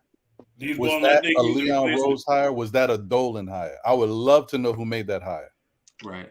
I think it was a Dolan hire. I think it was a Think so, huh? Wow. right. Yeah. That's crazy. Yep. Because, and we discussed this the other night, like, what is the role of a consultant? What does a consultant come and do with your organization or your Where did business? you speak to that point at though? What show were you on when you did that? Oh, well, oh yeah, that's right. We were on Knicks Freestyle. Right. Right. So yeah, so Knicks Freestyle on Knicks Freestyle, D Poetic broke it. Listen, what I want to advise y'all to do, check out the Knicks Freestyle from this week. Because D Poetic broke down the role of the consultant. Now, Free Keith did get jumped. We did jump Free Keith, and we didn't do it intentionally. But he kept. You ever seen a little kid like the wimp just walk up to like 6 bullies and pick a fight? That's what Free Keith was doing, right? And we didn't even want to hit little man. We like, yo, we just over here parlaying. We ain't doing nothing. And Free Keith came in, and no matter what we said, like just being critical, not being mean, but judging something objectively from a neutral place is what we were doing, right? Thinking critically, right? And people think when you criticize something that you do it with mean intentions. No, when you think critically about something, you're supposed to think objectively from a neutral place in order to get the true meaning of what it is that you're looking at, right? That's what you're supposed to do, right? But Depot again, and I'll steal his thunder for a little bit, and I'll give it back. I ain't gonna run it hard and hang it up wet, bro. I'll give it back, and just like I got it from you, right? So what D Poetic was saying is the role of a consultant is to come in, evaluate from a neutral place, point out the deficiencies, and maybe advise on how to make a certain process better and report back to the person that hired them, in most cases the owner, or in this case seems like the owner. Right. And so if this is the case, right, if Dolan did bring in a guy from the outside, I expect there to be changes in the front office as soon as the season is over. And not just any consultant. This guy in particular, which is a strange one. Right. They're saying he's one of the best at what he was doing. That's what they call it. And what perspective? That's so what far she said. as the draft picks that he was able to bring in, getting the Anthony Edwards, he was there when they got Big Cat. He was there when they got and he brought in the point guard too. He was the one who traded for D'Lo. Yeah. But Cat was already there when he took over, though. Cat was already there. So you got D'Lo and you got, and then who did they get this year? Well, he was gone before they drafted this year. Well, they got rid of him in the summer. Yeah, but they he got rid of also him, so he traded would have been there during the draft to Golden State, right? Who did he get this summer? Who Minnesota got this summer? In the draft? Who they picked up in the draft? They didn't get anybody because they traded that pick to Golden State in the Wiggins deal? Yeah, Wiggins. No, not Wiggins. Russell. Was it Russell? I think it's the D'Angelo Russell. Oh, was it for the D'Angelo Russell? Yeah. I think it's the same deal, right? Yeah, but I tell you, I think it's a contingency plan, these Well, balls. I think that's what it is. It's setting up. I mean, Dolan been being real quiet, but that ain't mean he ain't listening and he ain't watching. You know what's We interesting, same though? thing we seeing. Bodega Wi-Fi put it in the chat, and I just did a little Google research myself real quick. We may be wrong in the fact of thinking that Dolan did the hire. Because the CAA relation? Yeah, because of that CAA relationship. I don't know, man, because it's funky. Because apparently when you go back, they had really good ties, like a really good relationship at CAA. So I don't know. I mean, would Dolan do something like hire another guy from the same type of ties? I don't know. You never know. But I just think he could have said, Rose, there's some things that are not looking good here. Yeah. I'm going to bring in a consultant. Who do you refer? Mm-hmm. That's true. And he said, well, I got my guy, Gershon Rosas, and he's been with us, so we know him, and blah blah blah. And he might have done it as a help, because maybe listen, regardless of what's going on, Leon Rose is new to this position. This is not like this is his forte. All this stuff he may be smart enough to handle because of his business acumen, but that doesn't mean he can take on all aspects of it. And maybe Dolan thought of bringing in Gershon as a consultant to help in certain aspects to free up Leon Rose for other things, because this is not something he's focused on. Ron, respectfully, he's with no manual. That's what Leon Rose is doing. I would say this respectfully, Ron. I disagree. I think Leon Rose is spineless.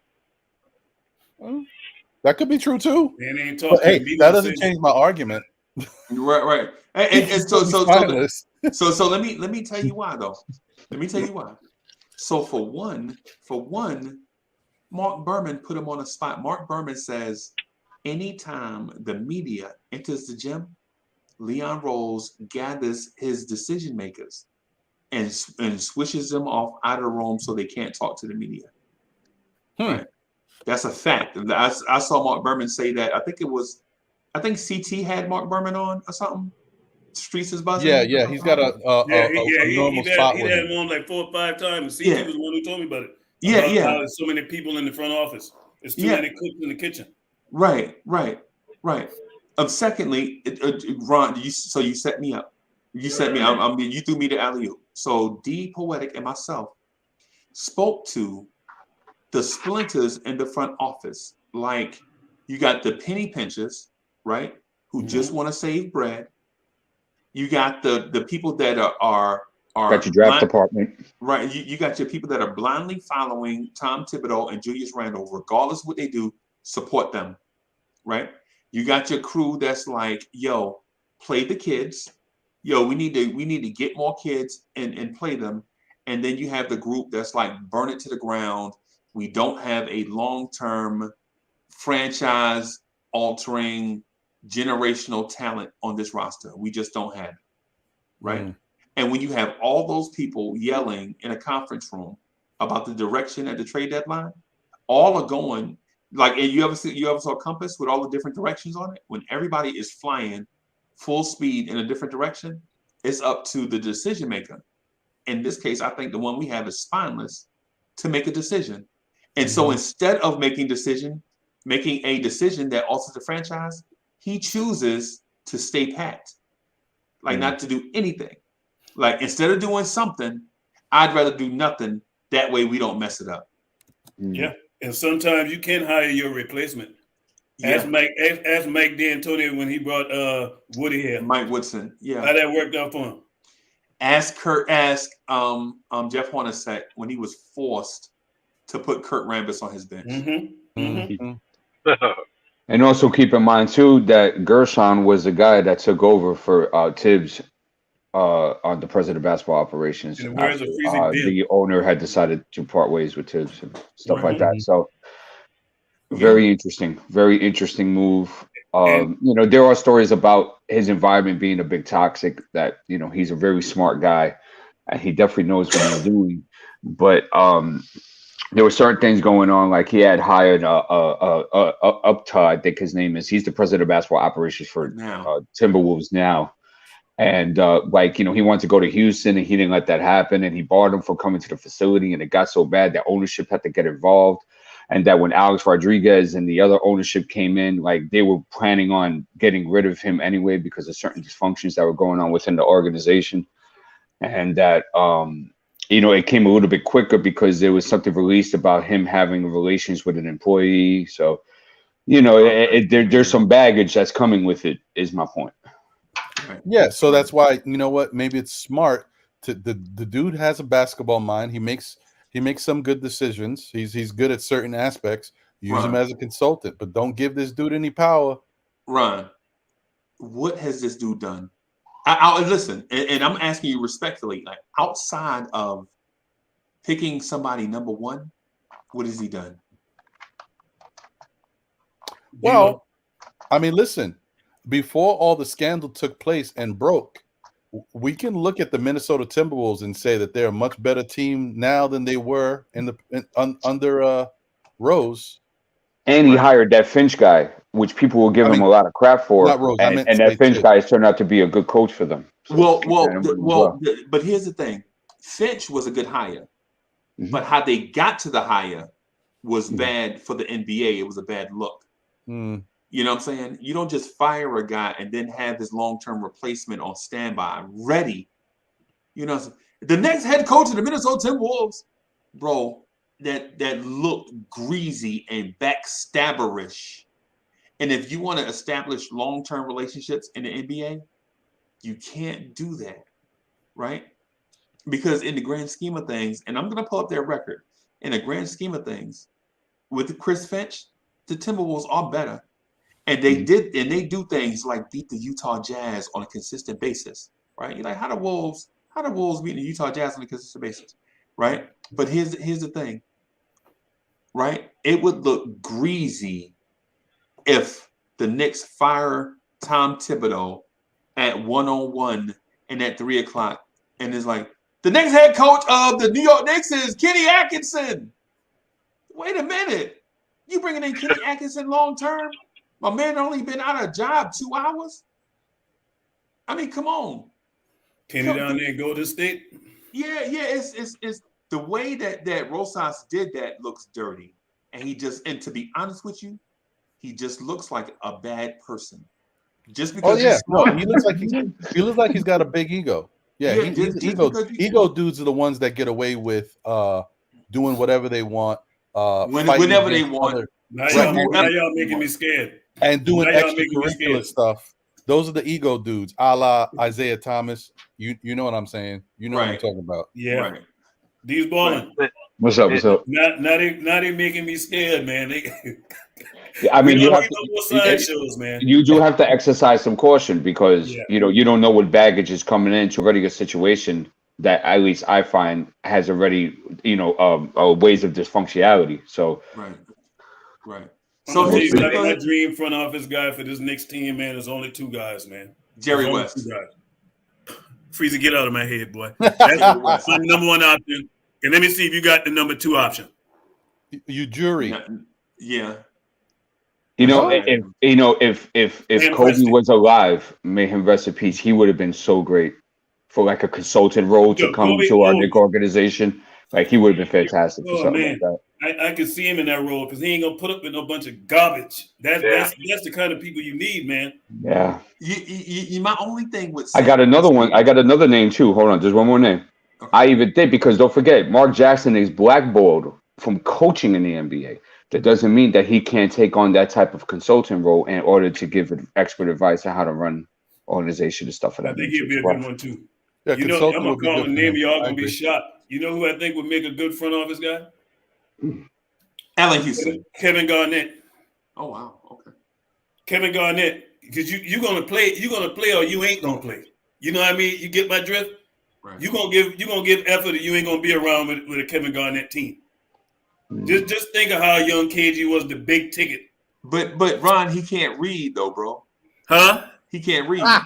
And that's why you buy somebody who can. I Yo, joke is that for real? No, listen. How about Hear me out on it. The Adidas people came to him and said, "Hey, read this sign. Impossible is nothing." And this dude said, "Anything is possible."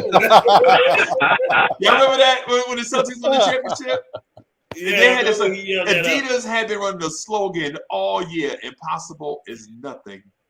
And they was like, "Here, read this." And he said, "Anything is possible" to the top of his lungs. I'm gonna tell you though, I do wonder about Allen Houston though. It's all this time we've been grooming Allen Houston, man, and they've never put him in that spot. I wonder about him. Why they ain't put him in that in that front office? Because we had bad decision makers, bro. Look at the Westchester Knicks. Bottom line. Yeah, and so the thing I just wanted to say about Sam Presti real quick, just real quick, man. I like Sam Presti, but I don't think Sam Presti in New York operates the same way he does under the radar in the middle of the country with no media. Right? My homeboy, they're from Midwest City, right? Mm-hmm. They're like, yo, you can go to the Oklahoma City Thunder games on game day, right before tip, and almost sit behind the OKC players. No pressure. Now think about that. And then think about this. Try doing that at the Garden, right? Because think about this. You don't see a Thunder morning drive nowhere, right? you don't see a Thunder morning drive, bro. Because they don't care like that about that. That's Big 12 football country. Yeah, right. They're big on football. But Yeah, I'm they gonna tell talking you, one thing I was thinking about with Presti, why I would like him here is he's aggressive. Yes. And I think that matches well with our owner because our owner is aggressive. You know, our owner ain't afraid to spend that money to bring players in here. And if you got a front office guy that's proven and ain't afraid to make deals, and that's the thing that I like about it. The thing that's scaring me with Leon Rose, and we've got 2 years of trade deadline moves now with him. What we've seen, and free agency stuff now that we've seen, he's just too passive, man. He's non-aggressive, man, and you can't try to win cheap in sports, and that stuff may work over in the CBA or whatever, man, but not in the NBA, man. You can't be cheap. Right. Anything is possible. Going over this guy's resume, he actually did a pretty decent job. Rojas? Yeah. Is that how you pronounce him? Rojas? How many? Rosas. He was there how many seasons? He was there for 2.5, something like that, close to 3. And what was it? What was his record? The overall team record? Oh, it was probably garbage because they weren't winning. Yeah. But he's the one. He signed Nas Reed off the summer league. He signed McLaughlin. He brought in Vanderbilt. He brought in, so I mean, this guy. It's not bad what he's doing here. He did okay. But didn't he also draft or trade for Jarrett Culver? Yeah. He went down and he got Culver. Yeah. But I mean, Culver had a great Final Four run, though. Yeah, Culver went trash. Where's Culver at right now? What team's Culver? Yeah, I know he ain't doing nothing. Yeah, that's my point. What's the average NBA career? 4 years. Yeah. There you go. Yeah. So what I'm saying is the dude Rosas, he's just like a lot of other guys that were in the head of decision making process. They had a lot of swings, some hits, and some misses. So, just because he's coming in as a consultant doesn't mean he's going to turn this ship around and Of all of a course. sudden we're going to be the San Antonio Spurs. I'm just saying, let's keep Of things in course. perspective. Of course. But he also brought in Russell. He also brought in Beasley. So he definitely knows how to put a roster together. I will say that. And the thing is, he's not. Yeah, and they He's not a drafted Anthony. decision maker. He's a consultant. He's just. I think Dolan just wants. I don't know if it's Dolan. We don't know if it's Dolan. I think the Right. Knicks organization just wants another name and voice in the room when some of these decisions are talked about, because maybe certain decisions are still questioned. Maybe there's certain But things we Freezie, had. you know why? You say it every day that the front office is inept. They are So you already know the answer to such It's a questions. contingency plan. Freezer, you've been in the military. You know that them contingency plan. That's what it is. It's a Right. fallback plan. This thing fall on its face. The end of the season, we don't go nowhere. You got 2 years of evidence on this front office. Hey, Ron, you know what happened? I'm gonna tell you something, bro. I'm gonna just real quick. I remember our company commander said, "Yeah, let's give it." He was so hype about the PT test because the officers, saying that when you pass PT tests and inspections, they make the company commander look good, right? Mm-hmm. Like, yeah, we're gonna get a guy because for somehow everybody in our company got a 270 on the PT test. Right? 270 on everybody somehow. And so the company commander's like, yeah, I'm giving them a 4-day weekend. And first sergeant was like, sir, can I talk to you for a minute? And I was counting my bread. I was like, yo, I got $80 in the bank. I got $40 in my sock drawer. I'm thinking about how I'm gonna spend the money this weekend, right? You know what I'm saying? Company commander come back around. First sergeant come out there and be like, first of all, no 4-day weekend, right? We're gonna prep for NTC, right? We're gonna go to NTC. We're gonna knock this thing out. Yes. And so these dudes from New York, I forget some dude. I forget what unit they're in. They're like, these dudes, they parachuted in. But anyway, that's not even part of the story. What I'm saying is this: the first sergeant saved us from ourselves, right? Because instead of us having a 4-day weekend and then working 18-hour days for 4 straight days, you know what I'm saying? We just worked a regular 40-hour week, got the NTC. We was prepared. We used the best chemical unit there, came back, and then first sergeant after recovery. Ron, recovery, bro. You got to recover. You got to do your recovery. So after recovery and all that stuff, first sergeant gave us 2 4-day weekends back to back. Right? That's so you had a 3-day work week in the military. Think about that. I get exactly where you're going with this. Right. So first sergeant saved us from ourselves because the leadership was about to make a terrible decision. We was gonna party before work, not be prepared, be stuck for 2 28-day rotations, right?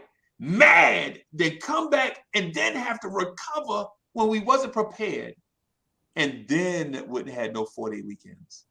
I know exactly what you're saying. So sometimes you need a guy to just make a decision long term and go with it. What we have is a bunch of guys. Everybody got the answer. Everybody. I led LeBron James to a championship. Oh, really? You led LeBron James, Brock Aller. You led LeBron James to a championship. You was on the books. You was on the money. Oh, okay. I believe that. You helped LeBron win a championship. All right, let's go with that. We'll give you that. Right? What's the other? Walt Perrin. I discovered Damian Lillard, and I discovered Damian Lillard, but I drafted Donovan Mitchell. Katie. Okay. Oh, okay. Katie, them guys. Yeah, Scott Perry. I drafted Kevin Durant and De'Aaron Fox. Okay. So you taking credit for their talent. Okay, I got you. I got you. So all y'all smart dudes are in a room and everybody's saying what they brought to the table, but Miles McBride can't get no minutes. And you can't bring in a veteran point guard knowing that Kemba Walker can't play 30 minutes a game. He's shot, running on run flats. And the contingency plan. And the same thing with Rose too. When he comes back, you can't play him like that's that. why I ain't got no confidence in this thing, man. I mean, but Ron, the contingency plan. plan. Your wagon thinking Rose gonna take us somewhere. But the contingency plan is, instead of going out and getting a veteran point guard, backup point guard, is try Emmanuel quickly at point until Rose get back. And that's why I say, man, do Rose a solid, man, and they should have put Rose, send him to a contender, man. No knock. The guy got game, but the thing is, at his point in his career, he's not winning the championship with the Knicks. And they need to do the same thing from Tom too. Right. Tom, this ain't the atmosphere for you. We gonna do you a favor. We gonna do you a solid. We need to get you to a ready-made situation. Trade him somewhere. And save him from himself. Yeah, man, because it's gonna end bad for him. You can already see the writing on the wall for Tom Thibodeau. The right man. Especially if you let D Poetic do it. Man, I would have threw him out the window a long time ago. No parachute.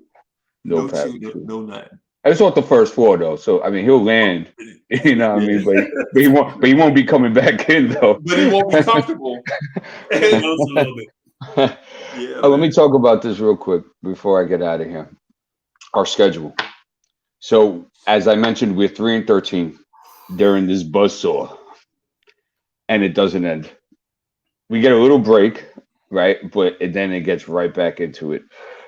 So before the All-Star break, our games are against Portland, which beat LA very nicely the other night, by the way. So it's no just pushover. We have Oklahoma City. Yeah, we do. And then we have Brooklyn before the break. Oh, rejuvenated. Yeah, with Ben there. Right. Now, after the break, this is where it gets tough. We got Miami and Philly at home. Awesome. Then we take an extremely long road trip, and then we got Philly again, Phoenix, Clippers, Sacramento. Sacramento's better. Yeah, they beat Dallas, Memphis, Brooklyn, and then we come back. Yeah, and then we're back home for Portland, Washington, then Utah, Atlanta, Charlotte, Miami, Detroit, Chicago, Charlotte, Cleveland, Orlando, Brooklyn, Washington, Toronto, and then our season is over. I can't even find 5 wins in that. I can't find 5 wins in that schedule. So what are you getting at? We get ready to, not only are we getting ready to run the table. You want to know what I'm getting at? Vroom, vroom, vroom. That's what I'm getting at, bro. Hey, it's the buzzsaw, bro. Yeah, hey, man. Man. Hey, I appreciate that, man. I'm gonna wrap up here for the sake of the videos not being too long. Right. So my plan is to jump on tonight. I want to invite everybody. I don't know what time it's going to be. Right. I got to talk to the missus. It's a day off. Yeah, it's a day off. So you know what I'm saying? I gotta put Mo in the car and take her somewhere. I don't know where yet. We'll probably go get some dinner somewhere, and you know what I'm saying, and do that part. But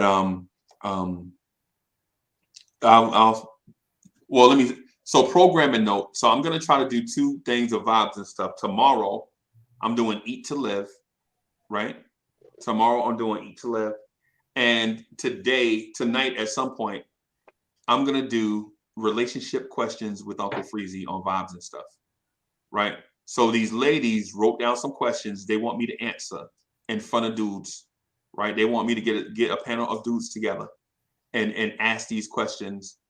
So I have them on all kind of. I'll probably put it on a Word doc. I got all kind of pieces of paper. They wrote them down and want me to ask dudes. So I'll probably do that tonight, maybe before we jump on and chop up Knicks. I'm inviting everybody to come through. I'll probably text the crew to see if they're available, and so that we can maybe assemble an all-star cast to answer these questions, get different perspectives. Hey Ron, when the next time y'all coming on? Saturday, 11? Yes, sir. Okay. Is there anything? Well, let me ask you this. You got something before we go? No. Just definitely check us out Saturday 11 a.m. Still Knicks fans know the ledge, and once again just appreciate everybody because I know a lot of people who tune into Lawrence Tears programming have definitely stepped up and have supported Still Knicks fans. So we just want to say thank you to everybody. That's from myself, John, and No Way Jose. Okay. Hey, Ryan, you got something before we get out of here, bro? Hey, I'm reading the chat. So Saying take funny, it. nobody said nothing to me about 5 wins. Looking at that schedule on paper, I ain't talking about when we play the game and we might win more. But you looking at that schedule, can you honestly say you see 5 wins? I can't say it. I don't know. Maybe we'll do the breakdown tonight. Maybe we can do that breakdown. I don't get overly excited about one good win when I seen the Right. body of work leading up to this one win. And especially with Golden State, they've also lost to like lower echelon teams at home this year as well. So Yeah. I mean, if that means something for y'all, that's cool, bro. Because we still, how many home games do we got? That's the thing you need to be thinking about. How many home games? I can tell you right now. So I think we actually played better on the road this year. By the way. That's why I'm getting at. Yeah. Them home games where our supposed leader, we know how he plays in the Garden. So 2, 3, if you sit there, 4, 5, 6, 7, 8, 9, 10, 11, 12, 13. So 13 of, I'm going to say, well, how many games we got left? 30, 29 or something like that? 29, about 29 games. 26 maybe, right? It might be a little bit closer to that. Yeah, so 13 of that. So half of that is home and the road. So okay. Yeah, I'm just at a point, Freezie, man, with this thing. I'm at a point where, hey, just play these young fellas, man, and let the chips fall where they may. If they make the plan, they make the plan. I ain't looking for no playoff and none of that, man. The only thing right now that got me feeling good, and I think RJ might have did his boy solid, because I think RJ probably could have played last night if he had to. Because when you look at that let him rest. I think he said, hey, I'm gonna make sure my boy get in there and get some playing time. So he said, hey, I'll go ahead and get the rest, let Cam get his chance. And now it's on Tibbs to do what he need to do and keep that young man in the rotation. It was nice to see that young fella get 20 minutes last night. Hey, Randall may miss some time too. Oh, yeah. Randall grabbed that ankle last night too, and we hadn't received the update. Yeah, we hadn't received the update. He tried to play through it against the Warriors. Yeah, he wasn't moving the same. That's very true. That's a good point. Ain't nobody talk about that, man. So hey, all I gotta say is, man, hey, I'm gonna still be here. I was tempted to turn that thing off, man, but you can't turn it off, man. Yeah. Here's another thing too. Before we wrap up, a lot of these teams that we're playing towards the end of the season are play-in contenders, so you already know you're going to get 100 out of that. That's one thing I do like about the play-in is that no days are off towards the end of the season, and I think it makes it a little bit more competitive and stuff like that. So it's going to be a tough road for this next month. Yeah, it's going to definitely be a tough road. Freezie, one last thing I did want to say, CT Live brought this out, and he said Berman told him this, man, on the show, one of the shows, that Worldwide West got a larger voice than people think. Oh yeah. So he has a larger voice than people think. So that to me is concerning in itself, because I don't know what his role is. Who has a larger voice? Worldwide West. Hey boy. Because they're saying some people tend to think that he's the reason why your boy became what he is as a super agent. It's because of the connections with Worldwide West. Yeah. So that's something that's kind of concerning to me. Especially when you don't know what the guy's role is. Right. Does anybody know what his role is? Right. And the fact that they keep everything nebulous is concerning. Yeah.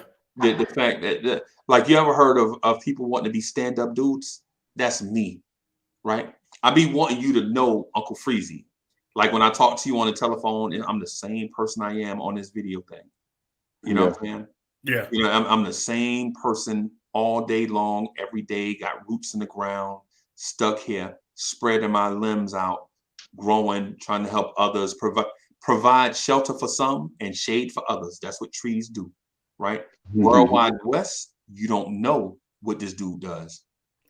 right? Well, the word on him is that he's like player relations. Like he's a guy that when you come inside this league, the note on him is that it's somebody you need to know because he has a catalog of connections and bridges, and I guess he'll get you hooked up with the right Shoe marketing. company, Yeah, stuff like the that, right right? agents. Right. Yeah, Life after right. basketball. When you in high school, he direct you to the right school, all Yeah. that stuff. Or the right camps to go to, and Yep. right stuff of that nature. Right. Yep. So Hey, you see that in the chat? G. Robinson says Randall out, Taj Stott, and that power forward. I would love to see Obi in that. I would love to see Obi in that space, but we'll see. Tibbs has a day to figure it out. Appreciate you, boy. Ron, still Knicks fan. Hey, I'm gonna check you out Saturday, man. D's balling. Hey, you always coming with it, man. Appreciate the chat. it. Thank you. Hey, y'all know what it is. Lawrence Tears. If you ain't subscribed, make sure you subscribe. If you ain't subscribed to my man Ron, still a Knicks fan, make sure you do that. Hey, and I'm out. And Ron, make sure you check us out. Hey, Ron, make sure you check us out on Vibes and Stuff. See, Vibes and Stuff is not just a channel where I tell old stories about me and Janet Jackson. It's a place that we have a lot of discussions. It's a lot of discussion. Like I've been wanting to get to a conversation, and I think you might be perfect if you have time. A conversation about religion and its role in today's society, right? And so maybe if you get like an hour, 90 minutes, we could just talk. We could just speak freely, openly about the role, like how it came about in our lives, why it's important to us, you know what I'm saying, and why it's important to spread what it is that you know.